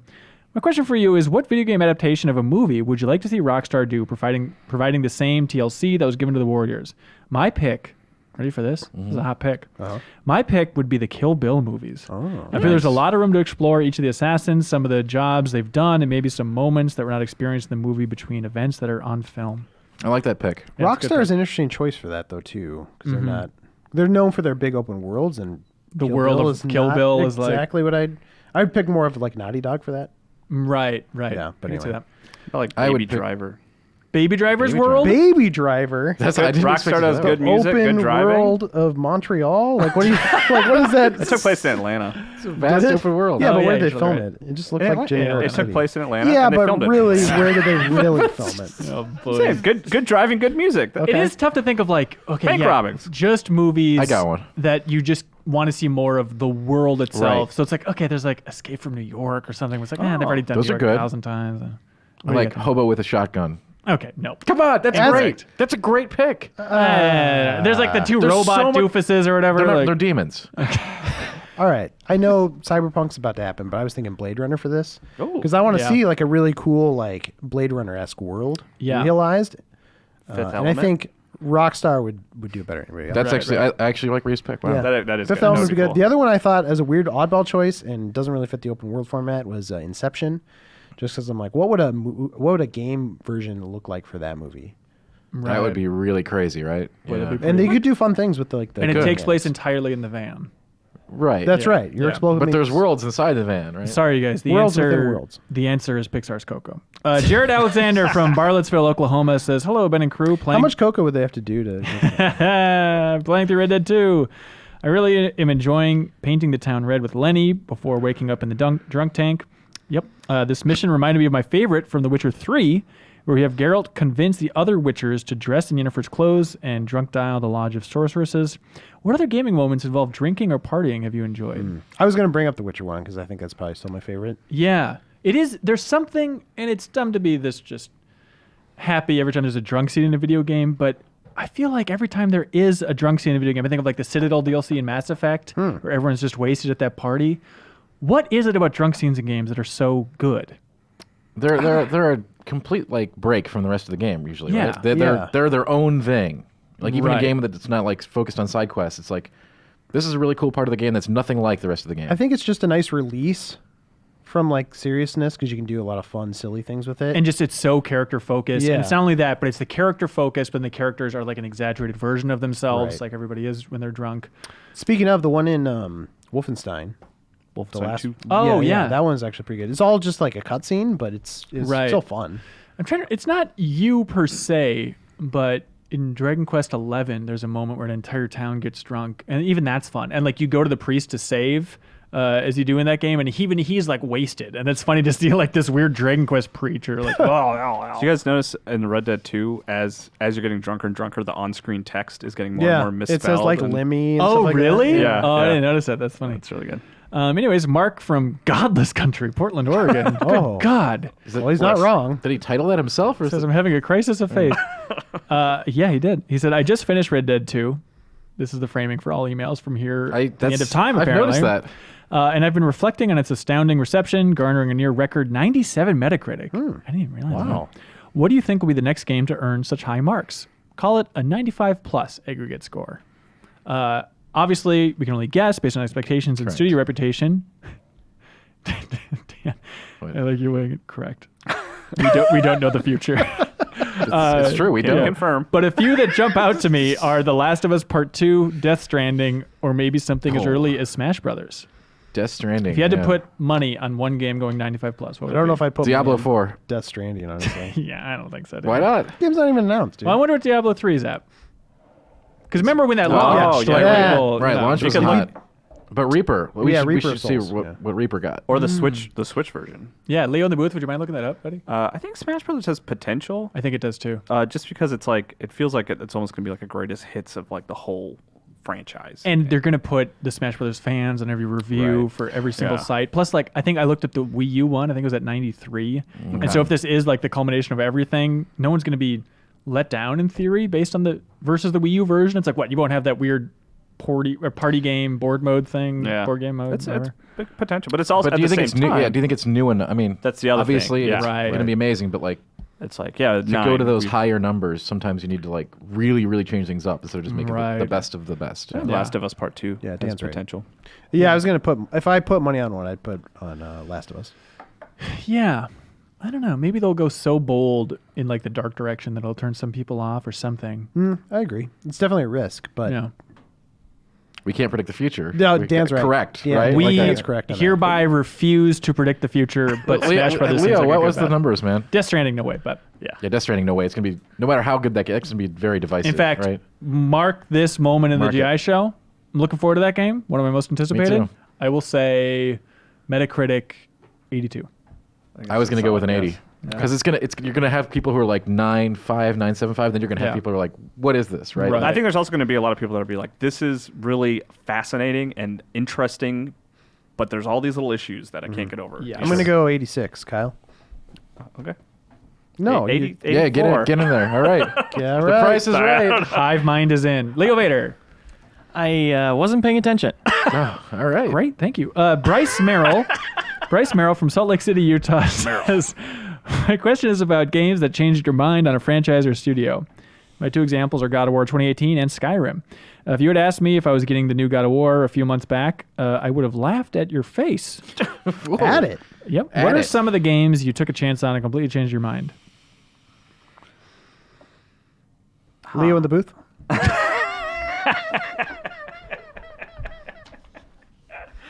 I think we kind of talked about it a little earlier. I'm not like a big BioWare guy. Mass Effect 1 really rubbed me the wrong way, but 2 I liked a lot. I think Mass Effect 1 is not a great game. But 2, you're out of your mind. 2, that was great. And loved it. And played All 3. right. That's great. I don't know if I have a good answer for this. I know I don't. Yeah, I Love agree it. with Dan. Leo in the booth? Oh, Mass Effect. Great. Ryan from Vermont says, hey, Ben and the crew. Hey, Ryan here. I was recently replaying Horizon Zero Dawn, and it hit me. When you whistle for your horse in a game, how does it know to come to you when it hears you whistle? What? Because it has ears? Like, how do the gameplay mechanics work? I don't know. Do you just have to train every horse individually? Like, how many people can whistle for a horse in real life? So what the question, the conceit here is that you don't actually train. It doesn't actually show you training the mount. I guess so. No. Oh, just how Yes. magically does If it I work? just went to like a horse ranch and stood in the middle of the prairie Wait. and whistled, how many horses would come? How many horses I are don't know. available? That's part of the riddle. I can't tell you. The thing is, like, they don't talk about it, but Arthur actually speaks horse. So And he's just horses saying only their speak name. in whistles. That's Well, right. yeah, when he says like boy, like that's in horse, but we hear it as Right. normal. It's like that. It's like the second to last episode of Lost. It's Detective Pikachu. Yeah. Also, when you reload your gun and you have bullets left in it, says Ryan, how do the bullets transfer into another magazine and not stay in the magazine when you throw it on the ground? I've thought of that before. I don't That's- understand. Yeah. I don't think I've ever really tried to think about what's happening when you reload a gun. I know somehow it's inaccurate, but I don't understand really what's happening here. You don't know how guns work? I don't know. You know You what put I things in want? them and you shoot people. You know what I want? Dan, you're a writer, right? So they tell me. Claim to be, technically. What? But what I want is I want a history of bullets in video games. I want Cyrus, you're giving me a weird face. I want to know in the history of video games how many games have literally modeled a bullet flying out of a gun versus how much of it's just computation, point A to point B. You're aiming at this, hitting the button. It's probably like a line that starts with like Halo 1 and then everything. Halo 1 models bullets? I don't know. No, I I'm think saying. the original Max Payne, I feel like there's a thing of like they were one of the first games to model the bullets. And then no one does it anymore? Like Battlefield 5, are there bullets there? I don't know. They think might. there are. They might still actually. Call of Because Duty, I they- think you can actually like put your gamer tag on the bullet and then you can pause video and zoom in on Really? Well, hold on. Bullet Bill. Oh. Yeah, it goes back, man. Yeah. It goes way back. That's true. Henrik Mortensen from Norway writes in and says, hey, Henrik says, The Legend of Zelda Skyward Sword is by far one of the most disliked Zelda games, by fans and critic alike, and God himself. But why did it get so many perfect 10s? I've never heard any of the reviewers who gave the game a 10 be on any podcast defending their scores. Why is that? Defend yourselves. They all died after they reviewed that game. Who are these secret reviewers? I mean, you can go back and listen to the Game Informer show for when Phil Kohler was talking about his 10. That's I think, right. Phil Yeah. Kohler, formerly of Game Informer and Polygon, he gave that game a 10 here. Yeah. And he was on a podcast where Andy gave him some S about it. And actually, with the site redesign, I went back and made sure that this episode was specifically available, so you can find it. I think it's Game Informer show episode 90. You went back to make sure that one was yes, there. I love that episode. It's one of my favorites ever. So to speak to that a little bit, one of the things that I know that to speak for Phil in his review, one of the things that the reason that he gave it a 10, I think, was that like he saw it as a culmination of the Wii's early promises, like the very first trailers that showed like this is what motion controls will be like. In his review, he kind of outlined that he felt like Skyward Sword was the game that finally achieved the promise of playing a game with motion controls, like feeling like you had a virtual sword in your hand. Sure. Yeah. But you're defending Phil Kohler. You're not defending I'm not. the game. Yeah, no, I don't. I don't think that game's. What would you have scored that game? Man, it's tough to say.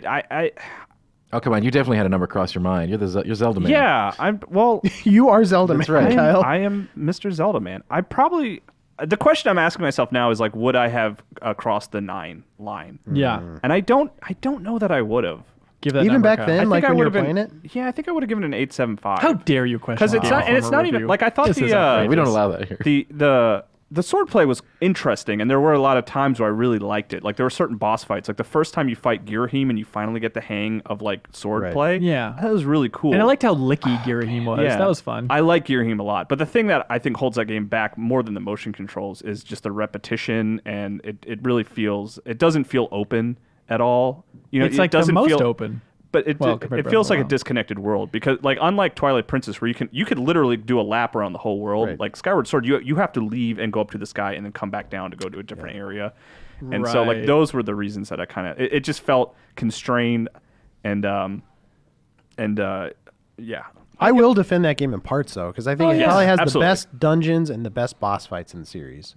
Really? Like, yeah, Fighting that dope, the big two-legged thing slowly with the crawling out of exception the... of yeah, that big hairy thing you fight like 5 times. so or you with have whatever. to that keep- exception, you the have to do other stuff bosses over are and amazing. over. Yeah. And it just has so much fluff between all those dungeons that it's too bloated, and it was a kind of a pain to. I like Zelda in that game's really good. I like the relationship Yes, between Link and the Zelda. best story in a that Zelda lot. game ever, I think. Maybe, yeah. I wonder if they ever would re-release that game with like Joy-Cons or some nonsense. Because I feel like Twilight Princess, even when it got the HD treatment, people were like, better than I remembered. That game has gotten a lot of... People loved it when it came out. I feel like it's been a valley of crap given to Twilight Princess. And then the HD version, a lot of people were like, you know what? I was unfair. I had the opposite reaction, actually. Exactly my point. But I wonder if people would have that with Skyward Sword, where there's enough good stuff in there that you forget about, because people just complain about the motion controls. Yeah, if they and did stuff. the Wind Waker treatment and sort of smooth over some of that stuff. Remove that music note section. Well, Yeah. I mean, yeah, streamline it a little bit. Yes, I agree. Do you guys think a version of that game will ever exist without motion controls, though? This is a long-standing bet I have with my wife that, like, years ago we made this bet. She says And that marriage hinges on it. That's right. I don't remember what. We have to get married if I'm That's right. But she says, like, eventually that there will be a version of that game that does not have motion. I think controls. that's a stretch. I don't. That's what I think. I don't think we'll ever see that game without motion control integration. Yeah, I think you're probably right. David Blessman, Oklahoma City. You know what grinds my gears? Mobile games with great trailers but terrible gameplay. Or mobile games whose trailers are just clips from different games. I was just talking to Jeff about this. Yeah, Kyle, you're there too. I was thinking about the genres of games or types of games that are the most BS and are the most scared to show their gameplay in trailers or in commercials. And it's MMOs and mobile games. They're cowards. They won't show the gameplay because they know it's embarrassing. Yeah. MMO's number one on that list. Really? You will never see MMO gameplay like in a commercial. No chance. Prove me Never thought of wrong. that. No, Internet. I never thought of that. Are there any genres you think that are scared of their own gameplay? Well, my argument was RTS. I don't think you'd see a lot of RTS. And more gameplay. likely than the other ones. Because it was the joke that They Cork don't make made. a lot of them anymore. Cork made during an E3, which I loved so much, is they were showing Halo Wars 2 on stage, and Cork was joking that someone was off stage with their hand over the show gameplay button, like having to talk themselves out of like, don't press the button, don't you dare show gameplay on the E3. That's Halo, everybody! Exactly. This is Halo. Don't worry about what the game looks like. It's Halo. Right. But right. Paper Halo. Oh, I'd watch that. It's coming. The Yeah. Paper Halo RPG.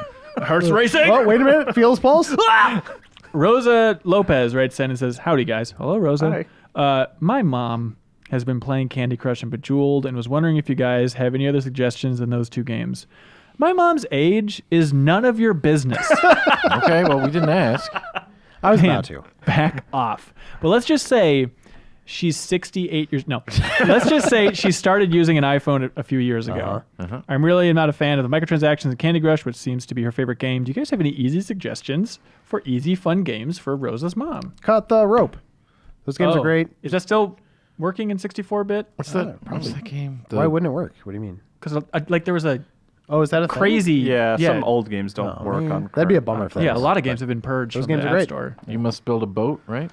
Yeah. Sort of the I same. think it's called You Better Build a Boat. No, I adore You Must Build a Boat. That's always my It's suggestion. very But- good for the match genre without Yeah. microtransactions. Right, So- right. But for her, I would actually recommend 10 Million because it's a little bit simpler. Okay. It's a baby game? It's Is a that what you're baby game. Well, Yeah. it lets you focus on just the match 3 gameplay more. Where You Must Build a Boat has some more mechanics of like collecting monsters and Right. stuff like that. Triple Town, I still love, and that yeah, definitely Triple Town's still really good. runs. Yeah. Microtransactions, I remember it was It's kind of like a premium game when it launched. I forget if they retrofitted it. They're pretty but- light. Yeah, you can buy like new turns and stuff, but you don't really Okay. need them. Yeah, but maybe her mom will just hit anything on that screen. The Animal Crossing game is pretty cute. It's microtransaction laden, but I had fun with it for like a few weeks. Oh, really? Yeah. Dan, it seems like you play a lot of mobile stuff. I do, but I don't want to like most of it is microtransaction laden trash. Yeah. Like that is the reality of it out there. Were you playing Dragalia Lost, the Nintendo mobile game? What do you think of that? Yeah, I was absolutely. It's got the gacha system, which is, if you're not familiar with it, you're pulling blind boxes with star ratings, right? Yeah. Trying to get the best stuff. And, people will always try to make you rationalize it by obfuscating things with like a billion currencies and saying, you don't need the best units, just get like a tier 3. No, you just get all the tier 5 stuff and just explode everything, spend $20,000, win the game, and then be like, huh. Yeah. It's just like, I can't stand that model. It's awful, and it ruins games. And that game, while it looks very pretty, and I'm sure some people are super into it, any game with that system is going to have serious problems for me. For sure. By the way, I'm like 130 levels into Candy Crush Friends, which came out a few weeks ago. Oh, yeah. To the point where I have sat down and loaded up Red Dead, and while it's loading, I'll play Candy Crush, and I'll play it so long that I'm like, well, crap, I gotta go to bed. Is it that good? I mean, it's Candy Crush. I like Candy Crush. I've never really gotten Crap, my too much daughter! I into it. forgot to pick her up. I mean, it's got microtransaction crap. You got to wait for your lives to reset and stuff, but it's like super satisfying match 3. I mean, you're a Bejeweled guy, right? Yeah. You'd like it. But the catch is I've Bejeweled on my phone. Yeah. So- Well, the weird, nice thing about Candy Crush is like I would just play it forever if it didn't stop me every 5 lives. So the Like, I time would getting just keep going. getting sucks, but at least you can't buy better blocks, right? Yeah, Like, yeah. But it almost that gate almost is helpful for me because it's like, well, I don't have any lives. I'm not gonna sit here and wait 20 minutes. I'll go do the dishes or something. So in that game, you're crushing candy, or you have a crush on candy? What if You're it's crushing candy. Dude, I crushed so much candy last night. Yeah. Nope. You Scott guys saw the Campbell. Emoji Movie, right? You remember Nope. that? Scott Campbell says, "Hey, I will not. Hey, Ben and friends. Sorry, I'm a little behind in podcasts, but I wanted to respond to the topic of Super Smash Bros. Saving button inputs rather than video files for replays. This is a very fun recurring theme. Oh, yeah. It's definitely a storage saving measure, but this method actually causes problems when patches are involved. In Smash 4, Sakurai and developers were issuing frequent balance patches, changing statistics and physics in the game, making existing replay data useless. Oh, This would weird. happen without warning and would result in turning the game on to find big red X's over all the replays you had saved. Your only option was to delete them. I hope that Smash Ultimate solves this issue. Yeah, that sounds like a real bummer. I hope that doesn't happen, but I don't know how you get around it if it is just saving the inputs. Maybe you elect this one I want as video. I don't care if it's a big file. This or, one I want or as the video. easiest would just be like have some extra, I don't know how anything works, but some extra code in there to be like, remember the rule set when this video was recorded. You know what I mean? I'll call up a programmer over at There you go. Bandai Namco. Super let them know how to easy. do It'd be it. interesting to watch. It sucks that it X's it out. Like I would like to watch it with like the new physics and changes to see if it even matches up, or does it just look completely different? You are in very much the minority. We're like, let's see how much it butchers my good memories. I'd be kind of curious about it. Yeah. Garrett from Seattle says, hello, crew. I've got a scenario for you. You can ask any developer one question, and they have to answer both completely and truthfully. Here's the catch. You can't share your answer with anyone. Oh, you what? have to take the secret to your grave. What do you ask and why? I'd ask Kojima what happened. Yeah, that was. Oh, really? I was going to ask what happened. And he would just tell a story of like, they were mean to me. Oh, he's got to tell us the truth, so he can Right. tell us exactly what What they happened did on to- New Year's of 2008? That's what you're going to ask. We heard he went on a smooch Yeah, fest. that's what I heard. Yeah, that's what I wanna want know. the truth, damn it. Take that to my grave. I would want to share that story though too. Is the other thing. Yeah, that's the only right. problem is that twist Okay. of not being able to share it. Maybe what happened to StarCraft Ghost? Like, what were the It's problems? not bad. Yeah, I think those don't are we kind of know? somewhat It was just like it well-known, didn't hit yeah. that Blizzard quality, and so they killed it. Yeah, but what specifically? about Yeah. them? What's wrong with Swingin' Ape? Tell us. Where do you keep the files? Give us the dirt. They're on a hard drive in that back room in Building 23. Right? Building 23, you say? That's right. I would. You could ask Miyamoto if he likes gamers. Oh, Hang on. Dantec, read Yes. what I wrote down here. That's pretty close. Read it. really? Read it. All right, Miyamoto, do you hate what gamers have become? Wow! Look at that. Wouldn't that just be the best? Just sit down. I'd imagine it's like a sensory deprivation tank, and it's just you and Miyamoto, flashlights under your chins, just saying like, do you Submerged kinda- in water, submerged in salt I don't know water. if you see it, but like, do you just hate everything? Yeah. Do you just hate all these MFers on the internet? Come on. and then he says, "Dare." Dang it, I got that. No. Taylor from Fredericksburg, Virginia says, hello, crew. Taylor from Virginia here. I'm a dude. All right, that's fine. We're all dudes. You're welcome. I just wanted to ask the panel, hopefully including Dan Tack, Hey. what they think of the Artifact FAQ or Artifact. What is that? Is there any follow-up to that? There's I hope so there much. is. It seems very boring. Talk about the card game, He right? says, I just finished reading it, and it seems to me that Valve is really interested in taking the power of a computer to make a complex CCG, but not making it a digital CCG. What I mean is that Hearthstone, Shadowverse, Eternal, and other games seem to favor a pricing model where the game is free, and theoretically you can play the game forever without paying for anything. However, Valve seems to have simply created a card game and expects an ecosystem much closer to Magic the Gathering's physical presence. How do you feel this will work out? This person is extremely perceptive and very up on their This card is games. Taylor. He's a dude. Taylor. All right, Taylor. Yeah, Taylor's got it down. Like, this is a very interesting model. If there's any one aspect of Artifact, like, I was really gung-ho about playing it, right? Yeah. The monetization model, I'm extremely skeptical of right now, and I have to see how it plays out. So what it is, basically, is you're paying for everything, all right? So this is very aggressive, and I know people will be like, oh, you got to really pay in these other free-to-play card games to keep up, too. Even earning the free stuff isn't going to, like, give you a whole collection. It's not going to make you competitive. But at least you earn stuff for free in those games. This one doesn't have that at all.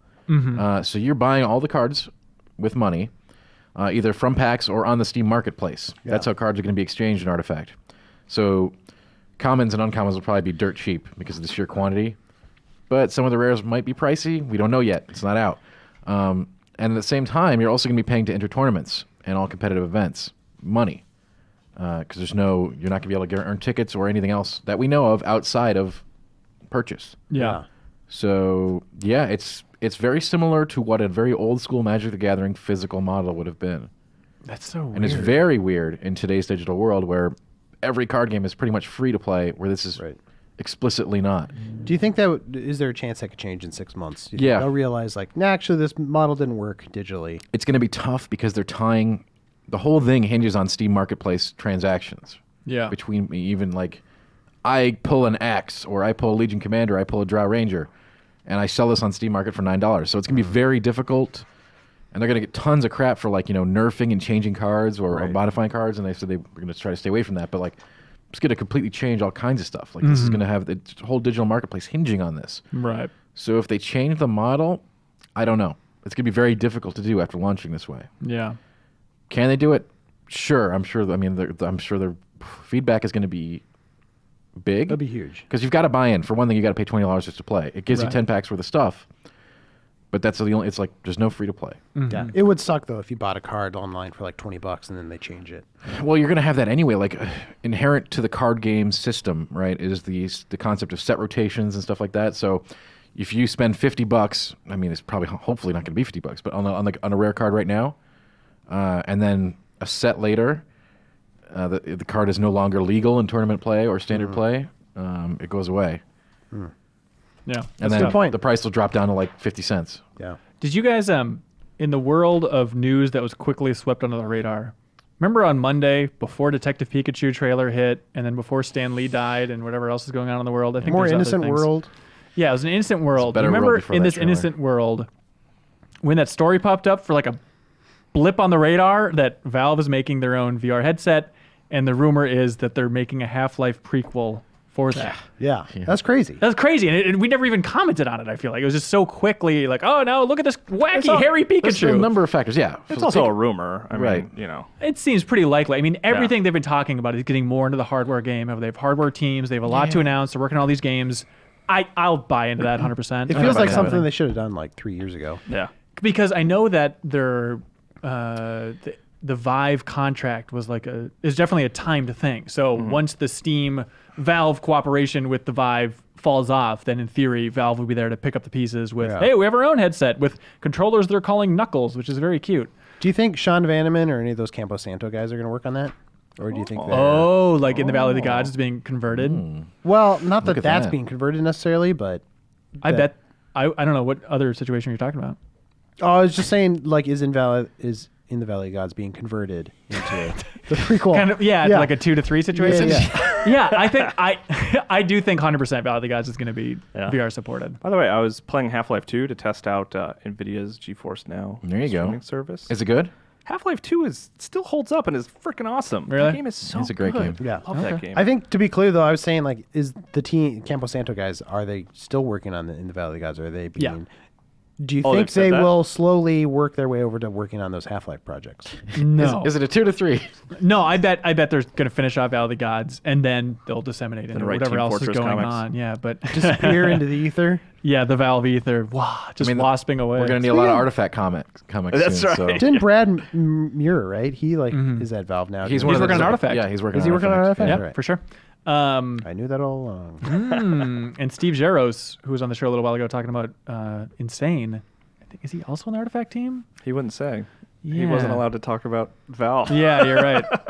I wonder, maybe, I don't know, maybe he's involved with something more narrative heavy because he's coming from the Saints Row world. But yeah, I love that idea of a Half-Life prequel. Although, how would On that VR? even? That's what you Yeah, love that but idea? There's a how lot would a there. prequel work? Because It isn't is it the wild. idea you see the inception of the entire Right. merging Yeah. of universes? That is There's- weird. There's a lot of time manipulation in Half-Life, and also, I mean, there's a lot of stuff that could have been going on with the Combine. You can always before. go back. Yeah, You know, they there's could have been always- Eye and Earth for a long Maybe time. you play as one of the G-men or something. Ooh, one of. What do you know? Oh, sorry, I said too much.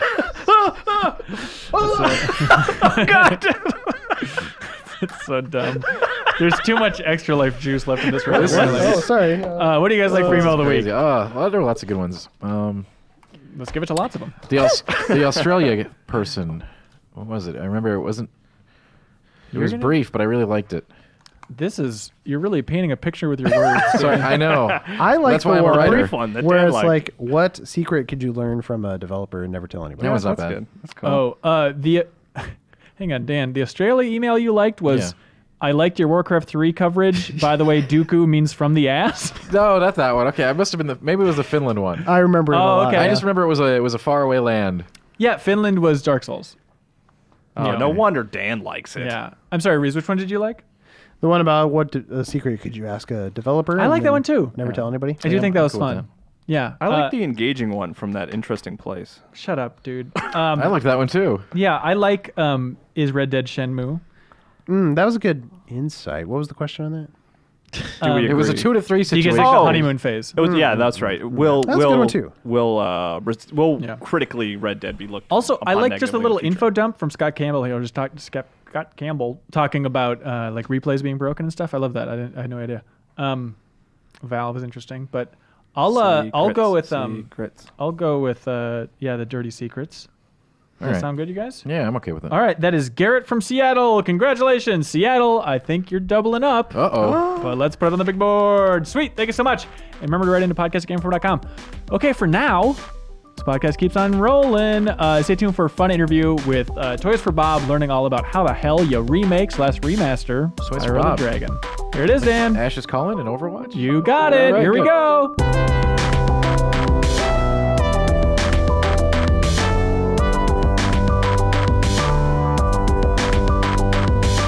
Peter and Josh, welcome to the Game Informer Show, guys.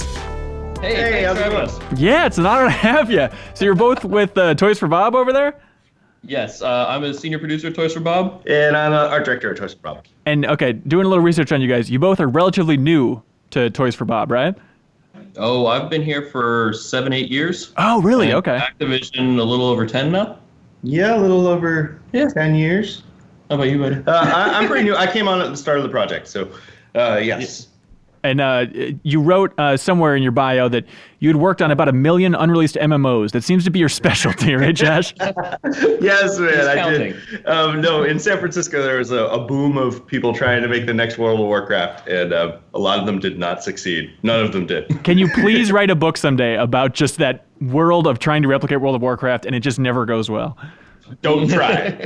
That's when I learned that. Don't try. Never compete with Activision. It cannot be done. That's awesome, man. And so, Peter, you were at Activision proper for a while, and then you moved to Toys for Bob during like the Skylanders boom. Is that right? Yeah, I was in the publishing side at Activision, and then they needed some help with the Skylanders, and they were nice enough to bring me onto the team here at Toys for Bob. So it's been pretty sweet. Yeah, that's awesome. So, Josh, when you first moved to Toys for Bob, had you heard rumors about Spyro, or what was the process there? Did you learn about it when you walked through the door? I was super excited about the opportunity. It was one of the reasons why I came on board. I was just like, this is, when do you get a chance to take something that people already love and bring new life to it and reinvigorate something that people like really desperately want. Was it like during your interview, did they drop hints that like, I hope you've played the Spyro games? Oh no, the guys here are super transparent, and like we talked and they explained the project, and I mean, it's important that the people you hired know what they're working on. You want people who are passionate, and those guys get that. These guys get that. So. Yeah. Did you like before the interview then, or maybe like the first round of the interview, did you go and replay those old Spyro games, or what kind of research did you do? I looked at a lot of videos. I have it on my PSP. So, you know, I played it when I was a kid. So I remember. Yeah, It is surprising though. I remember the first time I did go back to kind of study it. I was like, oh wow, I remember these games being like the most beautiful immersive things, and we talk about it a lot, like the nostalgic rosy colored glasses that you have in your memory it's such a different thing when you actually go back and look at the games. Oh yeah, and I definitely want to dive in deep too, but I imagine there's situations of just like really looking at those enemies, even the enemies in like the first Spyro game, the ones running on like the blah. It's like, I don't know what that character is. I don't know what that design is. I don't know how you make that look cool, but we'll dive into all that stuff for sure. But Peter, were you there for the origins of the project then? Can you walk us through like the first meeting where the remake was discussed? There was a little bit more roundabout because we'd known for a while that fans had been wanting more of the original Spyro. Yeah. And that was definitely some of the feedback that we were getting as we were making Skylanders. And so it was the kind of thing where we were approaching the 20th anniversary and there was just a consensus forming here and down at Activision where it's like, this is the right idea. And so it was a lot of like loose conversations like, what do you guys think about this? Like, yeah, that sounds pretty interesting. Like, well, we have some ideas of how we could approach it, and we're getting this art director to join us, and XYZ other things are coming into play. So how do you feel? And so it was really smooth going into it, I guess. Yeah, was it like a bundled deal where it's like, we're going to do Crash and Spyro. Do you guys want to take your pick? Or like, what was the dialogue between the Crash remake and the Spyro remake? Oh, no, we had like periphery view of what was happening with Crash. That was the team of Vicarious. They knocked it out of the park there, and like we worked with them over the years, so we had loose communication with them.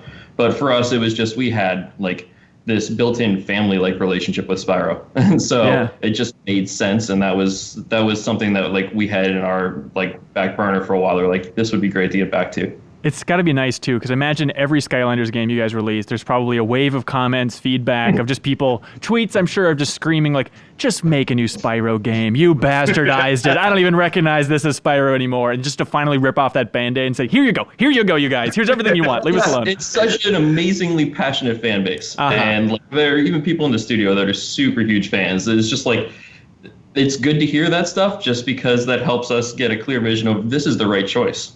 You know? Yeah, it doesn't get any more Spyro than the Reignited Trilogy. Yes. It's more Spyro than you can possibly imagine. Because wasn't, I don't know if you're there for the very start of Skylanders, wasn't there talk about that being a full Spyro game at some point that was like going to be darker or something like that? I came in maybe halfway through the original Skylanders, and so they knew that they were going to have it associated with Spyro from that point on. They had initially, if I remember correctly, it was just the idea of Toys to Life was where they were like had the genesis, and then Spyro was just a great fit of an IP for it, and then we're able to sort of mold around it. Okay, yeah, for sure. Yeah. Okay, so you're committed to remaking this thing. Finally, let's do it. Activision's on board. Yep. What's step one? What do you guys do? What are the first meetings like? Oh my God! 3 games? There's so much crap in there. It was a lot of counting. For me personally, it was like going through and counting every kind of enemy, every kind of NPC, just like trying to catalog all of the assets throughout. And oh my Lord, there are so many. Yeah. Like once you start capping over 300 characters and you're just like, I'm not done yet. Keep going. Okay. So it was a lot of that early on. And then there was, I'm going to speak for you, but jump in from a number of like concepts coming through, just trying to get the right vision and like art style guide, for lack of a better term, together.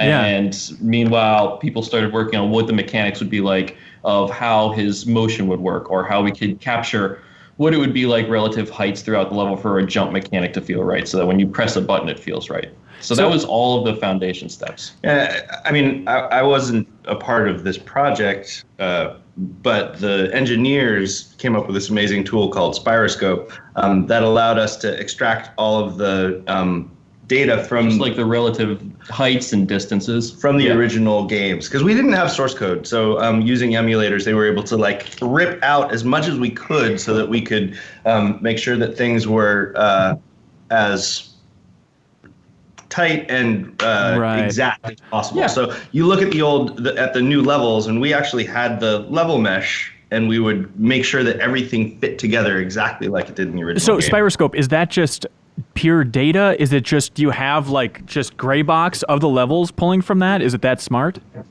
I wish I could speak better to this. Exactly. I am not an engineer. It was a lot of finding ways to get precision for just like the data between relative areas.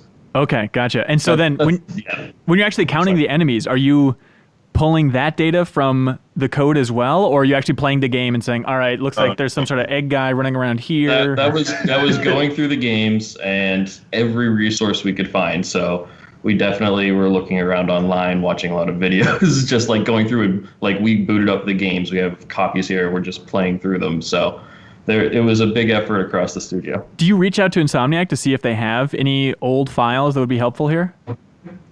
We did. We reached out to Insomniac, and they had a whole bunch of early development art and notes that they shared with us. Yeah. But they didn't have any of the files themselves. So, like Peter said, we just started making lists. There's like a giant spreadsheet of everything that we found, and we'd take screenshots of it, and we would like write notes and describe the behavior, take notes of all the different animations that different characters would perform, like kind of experiment with them to see how they moved and what they did. So there was just a whole lot of upfront research at the beginning of the project. There's always a weird debate. I mean, Warcraft 3 Reforged is our cover story right now at Game Informer, so I'm kind of super close to it. But the great debate about remaster versus remake. It seems like everyone's always wishy-washy on what classifies as what, but I imagine that's something that would drive you guys nuts when people call this a remaster, because like, no.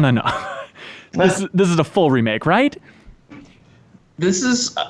what's the term that we Well, I mean, we actually had to remake it because we didn't have the code. So it wasn't just like a remaster where you go in and you adjust textures, you clean things up. Like, we literally had to rebuild it was like a dynamic game. remaster. Yeah. It's to us, it's a remaster because we are trying to be as faithful to the original gameplay as possible. Our intent is that you should be able to have the same gameplay experience as you had in the original games. And so just using Unity, or Unreal, right? Sorry. Yes. Okay, so using Unreal, you're just literally building out Spyro's moves, I'd imagine just in an open green field, just over and over again, reiterating, playing the games back and forth to see how close they could possibly be. Yes. Exactly. Did you guys ever do something this crazy? And this is a little bit nuts, but we did it for the Crash remake, which is really fun, where technically, right, if you have a PS4 DualShock plugged in, you can use it on the PS3. Did you guys ever do that so you could actually be controlling the original Spyro while also playing the remake, just to compare how they control? I think there was some of that at some point. Okay. I personally didn't use it. I mean, that's definitely something that would hit our engineers and designers. I'm pretty sure. I think there was. Okay. And I mean, I haven't looked at that comparison. I'm sure people have done it online at some point, but I mean, just playing a little bit, by the way, I should say, it feels great. It looks great. Congratulations, guys. It's awesome. Thank you very much. It feels like you 100% got there, right? Yes, I think so. I mean, just the amount of iteration that the team went through, and there was a lot of care for every like fringe case, like what it's like when you're on top of a spinning chest and like, okay, well, this is going to be a little tweak we'll do, but you'll be able to do that. Or like how it feels with the flying when you're going between levels, like just the subtle wave of the character. Like there are pieces there that it was a little bit of flourish or add-on that we did, but it was still keeping metrics in place as closely as possible. Yeah. What was the biggest argument on the team about changing things? Oh, wow. Biggest argument. God, you know what? Like, there was just so much like enthusiasm all throughout the project. I don't remember any arguments. I remember like different levels of excitement. There were some things that got people super pumped and like really energized. But I can't remember anyone really. There were, well, no, I mean, arguments, such a negative connotation. I think a lot of it was, well, no, I mean, this is like, we're a real like family-oriented studio here. There was a lot of people that were like actively trying to buy in with like, oh, here's this cool thing. Like, what's a good example? Unifying the guidebook across the 3 games. Okay. That was something that was, let's push for that. That's something that helps solidify these as the Reignited Trilogy as opposed to each of the individual games. So there was a lot of passion behind things like that where individuals or teams would come up and be like, I really think this is something that we could do. It's a slight change, but it's still valuing what the intent of the originals were, and like, let's give everybody right analog camera control. It's not there originally, but we really have to do this. So there were those kinds of instances. We had the parody squad, Parity, yes. And whenever something would come up that somebody on the team wanted to do, the parody squad would kind of meet, talk about it, and say, is this the right thing to do for the fans? Is this making it better? Is this changing something that they're going to really be upset about? And so we took every thing like that very seriously. Okay, so guidebook, are there other big changes that I haven't spotted yet that this hardcore fans are going to point out here? They're like subtle ones. There's the mini map across all 3 games. On the art side, I mean, one of the things that we did in the first game, and people are aware of, is we made all the dragons really different. We went down to Insomniac to kind of show them what we were doing and make sure they felt like we were doing justice to their game. And that was one of the things I was most kind of anxious to show them, was like, hey, look at what we're doing with these great dragons. And I was worried they were going to think, why are you messing with this? Why are you changing it? Ted Price spits on your shoes. Yeah, get out of here. What are you doing, you young whippersnappers? But they loved it, and that was encouraging, and I think that the fans have also embraced it as well. So. Did you get any insight from the developers, talking to the old timers at Insomniac there? They played the early prototype we built to get the feel and see how we captured Spyro, and I just remember them picking up the sticks and just feeling like, oh my God, you guys did it. Like, it feels like Spyro. Yeah, this is great. Let's see, they were very interested in how we translated the character himself, Spyro. So we took some advice from them, and I think we really captured what people love about that little purple boy. Yeah, well, I remember talking to Insomniac a while ago about Spyro, and they said that, like, yeah, we got a lot of feedback on the first game that Spyro's like attitude just sucked. He's like, I'm gonna torch him. It was too much. And then they got like nicer later on. But like with the new VO, did you guys try and smooth that out a little bit, where it's still kind of the same dialogue, but he just won't seem like so much of a prick? I think there was like a good opportunity there when we got Tom Kenny to do the voice for all 3 versions, or all 3 titles. And I think the work that he does is really fantastic. And there's a lot more of maybe that joy and wonder of the Spyro character that just shines through in his performance. So, yeah. Okay. And that's another thing you point out. Like, we didn't change the dialogue. We didn't adjust the story. Another thing that makes it a remake instead of or a remaster instead of a remake. We didn't take creative liberties to like add storytelling or change the storytelling or change the characters in any way. It's just so good in its base form. Like, it didn't need it. You know, we were like, there are all these thank you for releasing me dragons. Should we add more character to them? It's like, no, that's a thing people love. Like, thank you for releasing me is a thing. Well, we can't change that. Yeah, I guess so. So is it just the hardest part for you guys then, and maybe for you in particular, Josh, is just the amount of art assets? It's just seeing that entire Excel spreadsheet of dragon number 1, dragon number 2, dragon number 438. Yeah, it was totally bonkers. But I think that was part of what made it so exciting. It was like, we have to do this. We have to figure out a way to do this. And it was one of the things that can be really challenging about making a game from scratch is you have to go through the design process to understand, like, what are these things to begin with? And Spyro had solved that problem for us. So from the visual direction side, the challenge wasn't coming up with a look. It was taking what was there and making it richer and modernizing it for today, PlayStation 4 and Xbox One. So is it a grind for the artist just to go through so many character designs? Is it just like, all right, week number 52 of just drawing this thing, here we go. I'll try and crank it out in 3 days here. I actually look back here real quick. I think the artists there's a fraction, appreciated the fact that, like, we just had to go through things. There wasn't like, in a typical process, you might have an artist working on something for weeks and weeks, and like changing the shape of the shoulder pad and getting super detailed. And in this case, we were like, because we had so much to do, it was you got in the groove, and the artist like felt it, and it was flowing, and it was like, oh wow, that's an awesome design. Let's change this little thing. But we couldn't get hung up on noodly bits because we just had so much to do. And there was also a little bit of freedom too. I mean, just in talking to freedom. Like our artists, where it's not making chins on men and women of different ethnicities and face shapes for 4 months. It's like, do a dragon, do a Nork, do a fairy, do a balloonist. It's like all over the place. Yeah. Capybara race car driver. Yeah, I mean, it's just absurd stuff. And that was the delightful thing about the project too, is that the guys at Insomniac came up with a wacky, wild universe, and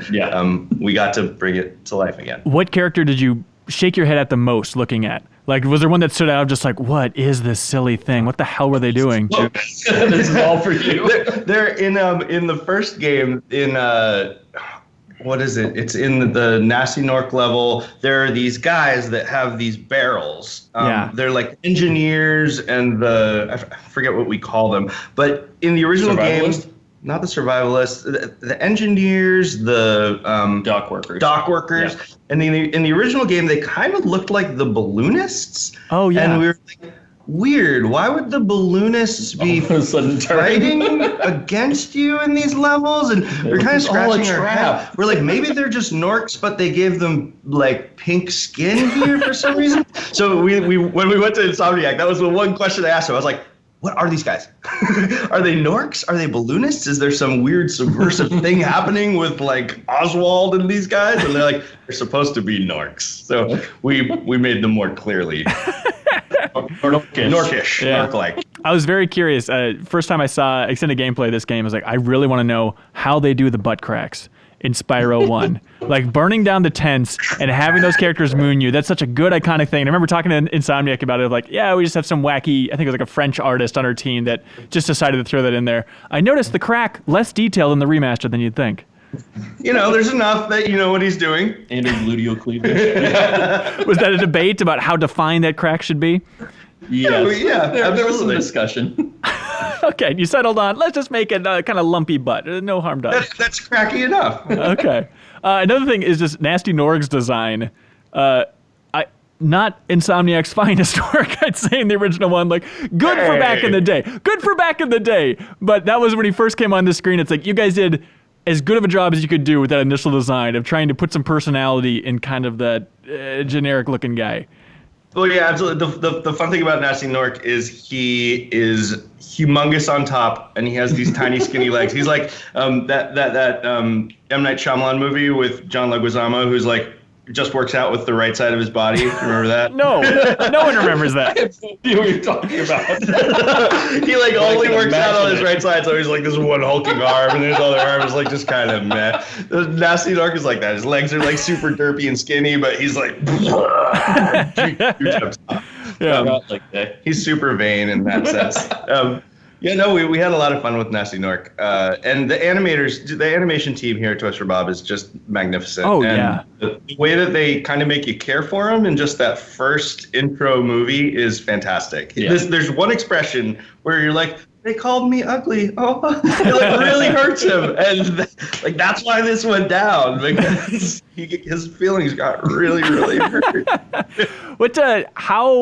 How well the games aged? When you went back and just devoured these games, were there certain things where like this is the most 90s ass thing that these guys decided to put in back in the day? You know what's funny though? Like I've been playing it with my kids, and games now are so much more complicated, just almost by necessity to feel like they're I don't know, modern and rich and full. Yeah. But like the simplicity of just having a little dude who's running around collecting gems, like enemies you don't have to like study stuff to figure out what's going on. Like it's just an enjoyable experience. And I feel like it's super refreshing in the current environment of games. So, you know, I don't think it's retro even. I just think it's refreshing. I totally agree. I think I was going for more the angle of like, We got a hot skateboarder because it's the 90s here, you know, like that level of thing where it's like, I don't want to. Hey, hot skateboarders are still cool. Are they really? Does a dragon need to skateboard? Come on. It's different. He stands apart from other dragons with it. I think it comes back to just the whole anything goes mentality, right? Like, there's just kooky stuff all throughout the game. Yeah. Did it make you appreciate the amount of work that went into those games, especially because, if I remember correctly, didn't Insomniac crank those out like in 3 years? Wasn't it just year after year? It's super fast. Yeah. It's intense. It's a lot. Yeah. Does it make you appreciate just how much work they did back in the day?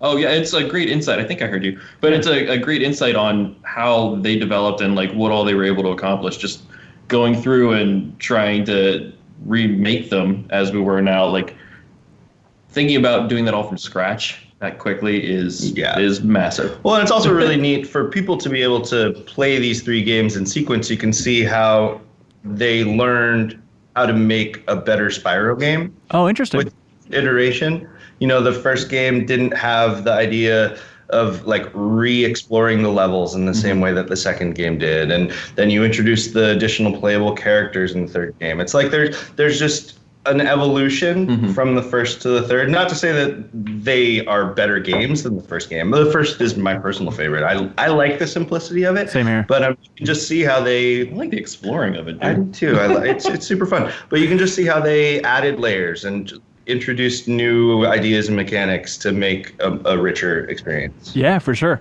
Okay, so you guys are working your asses off, all the art assets, you're drowning in them, but you're getting it done. At some point there was a delay. Do you want to walk us through what that looked like from the inside when you guys needed to wave the white flag here and get that delay rolling?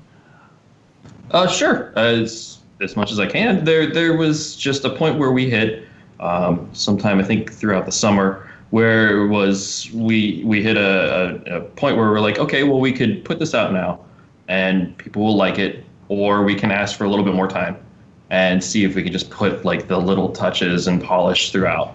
And we're super lucky that Activision had our back with that. And they're like, we trust how you're taking this and the vision and how it's coming along. And so this sort of makes sense in a way. So let's go ahead and do that.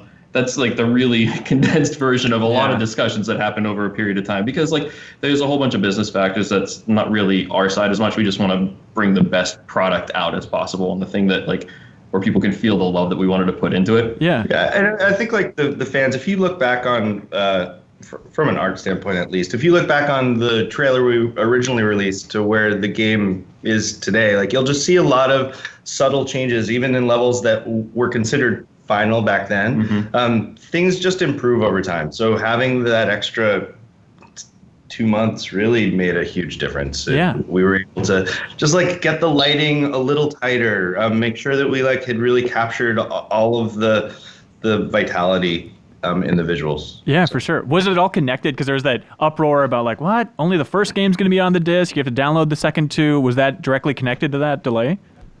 No, I think a lot of our thinking right now is games across the board now have things that you download at certain points, and so that wasn't a big ask with how that was approached.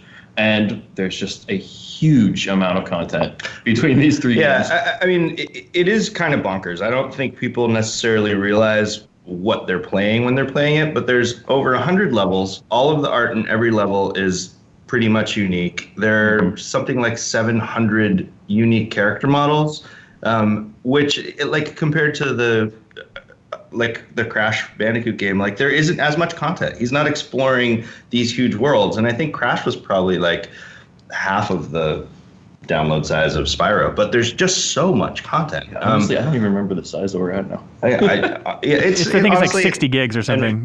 Maybe this is our fault. We're not thinking about that. We're just thinking about making everything that was in those games, you know. And it's more content than is in any other modern video game. I've been doing this any other? I probably shouldn't say any other. Any other? Just taking wild stabs here. I have never worked on a game that has as much character content in particular or environment content. So it's a beast of a game. Literally, it just couldn't fit on the disc then? Or I don't understand why you can't pack it on a Blu-ray. That's one for our engineers. Sure. I can't presume to know that well enough. It was logistics at the heart of it, why it fits the way it does. Yeah. Okay. So wrapping up the game, happened a while ago. How does it feel to be done with this thing? It wasn't done until we released because part of me is like I've been aching for people to play it. Yeah. It's just sort of like I need to see like if some of the people, like heck, even if like my little sister, when she gets her hands on it, how she's gonna feel. I'm like, that's gonna be so exciting when we get to that point. Yeah, it almost doesn't feel real. Yeah. You know, like when you're working on something for a long time and it finally gets out, you're so eager to see if people appreciate it, and we're overwhelmed by the support that we've received so far, and it's very humbling. Do you, Josh, are you like going around on YouTube, like searching Spyro Reignited, people crying reaction? Like, what's the ideal thing you're looking for here from people streaming it or playing it on YouTube or whatever? Oh man, it's just so. I mean, the best comments that I've seen and have to do with people feeling like it's just what they remembered, you know, and that was what we were trying to accomplish. We were trying to present this game so that it feels like what you thought it was when you were 8 years old and playing it for the first time. I mean, I always go back to like the earliest games I remember, like the original Legend of Zelda game. Like I was immersed in that. I thought I was a little dude running around in a massive world. Yeah. And like you go back and you look at it, you're like, what was wrong with you? But that's the power of your imagination. And I feel sad for kids who are growing up with games like they are now, because there aren't as many blanks to fill in, right? Like it's right there for them. Like Spyro looks like a fully fleshed out, beautiful world now. And we hope that it's the world that you imagined it was 20 years ago. Yeah, for sure. Yeah. Peter, were you involved at all in that Snoop Dogg promotional thing? I might have been reviewing a whole bunch of videos and discussions about that for a while. Yeah. What insight can you give into how the hell the video game industry can still churn out something so bizarre? I love our team at Activision. They are just as bonkers as we are here, and they had some really great ideas. Like that, what was the other one? We had a petting zoo up here. Yeah, there's a petting zoo during. There's just been some little bit left of center thinking that's just been so on the spot with Spyro that I have loved. Just because it's like, well, you got to think outside the box. Like, you got that nostalgic crowd. How can we go beyond that? Petting zoo, flying a drone to Snoop Dogg. What else we got? What else we put on this whiteboard? Not just a drone, a fire-breathing drone. Right, naturally. Camera on his head, and I think he talks too. Yeah, there's a lot with that. I remember seeing early designs too for it, and it was awesome. Like, they walked Josh and I through the process of making the drone and like what the vision was for this. I'm like, this is going to be amazing. I remember explaining it to one of the artists this was happening, and they were just like, you're totally messing with me. Exactly. There's no way that they're flying a drone across the country to deliver the game to Snoop Dogg. Like, no. Why Snoop Dogg? He's a Spyro fan. Okay, I guess so. So you got to see like raw cuts. Did you get to see like Snoop Dogg take 4 of reacting for like Spyro, my cousin? What do we got? My nephew. We might have seen some other stuff. Yes, they were all fantastic. Yeah, he doesn't half-ass it. He's got it all. That's awesome. He's a good dude. What insight can you guys give for systems? It's just PS4 and Xbox One right now, right? Yes. Is it a window, or is it going to be coming to other systems? Oh, all of our focus was on PS4 and Xbox One. Okay. So the other stuff, dude, we wanted to get this game out. So this is the important thing, is we got this into people's hands. The rest of it, that's Activision stuff that we aren't as privy to. Okay, gotcha. But technically it could run on a Switch. I'd imagine that you had that in mind while designing it. I have yet to even see it tried, but maybe. Okay. All right. That's good to hear. Do you guys have Spyro out of your system at this point? Or you still feel like you're excited about that world? Oh, no, I just played it yesterday morning. I could live in the world of Spyro Dragon. It's a great place. And I feel like a lot of the things that we did in reimagining it made the world bigger. And I feel like there's tons of opportunities to revisit it. I hope somebody gets the chance. Yeah, you have so much Spyro knowledge. Like, fans are like writing their own stories and like, here's the backstory of XYZ dragons while they're doing that. I'm like, that's awesome. And more of that. Huge shout out to all the fan art that I'm seeing. My God, it is like as delightful to see that stuff coming through the Twitterverse and Facebook as anything else. And to know that the work that the team here has done has inspired all the additional creativity we're seeing out there is just, it's tremendous. It's thrilling, for sure. Do you guys have a favorite moment from the game's development you want to share before we leave here? Favorite day? I think I might have two, and they're art related, especially since I'm sitting next to Josh. For me, I think seeing a dragon with tattoos on its wings, because I am a fan of tattoos, that was awesome. And then seeing a starfish whose eyes turn into hearts, which melts my heart. That's adorable. That's so simple. I think one thing that stands out to me, Jan, the designer who was primarily in charge of Spyro's movement, pulled me over to his desk one day, and he was like, "I've been working on this thing with Steve. I hope you think it's cool." And I'm like, "Okay, what is it?" And he's like, "Look." And I'm like, what am I looking at? And he's like, "When Spyro swishes his tail, the grass moved out of the way." And I'm like, oh, amazing! They care so much, and like just a little thing like that. Jan was like, it would be better if it did that, and he made that happen, and it's tremendous. And there's just so many things like that. Like one day I came in, and when Spyro, he has an idle animation where he sneezes. Oh, I was just gonna say that. And he like blows a little smoke and fire. Yeah. And he's like, "Let's have the grass burn when that happens." And you're like, "Of course it should." Thank you very much. That's what makes it a believable world. That's what draws people in. Those tiny little details. Absolutely. I mean, that stuff's just all over the place. So yeah, there's a lot of bits there. It's so nice to hear that after, years of working in the game industry, working your asses off, that like what is the highlight of the project is, the starfish's eyes turn into hearts. Like it's just so simple. It's so simple. I guess that's it. That's game development, huh?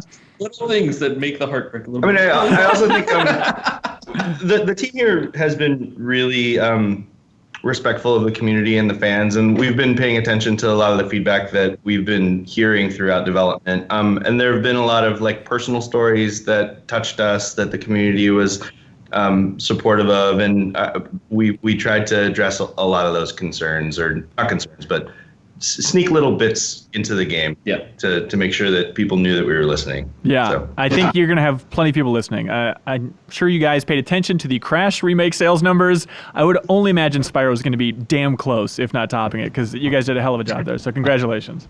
Thank you so much. Thank you very much. And here's hoping that the sales numbers are so good that you guys get to make a new Spyro, which I think is the obvious thing that everybody wants. Well, I mean, that might be cool. More than anything, we just hope people love playing the game. Yeah. Going on a little kid adventure with Purple Dragon is pretty awesome. There we go. Absolutely. Dragons are still cool. Cool. Well, hey, Peter and Josh, thank you so much for your time, guys.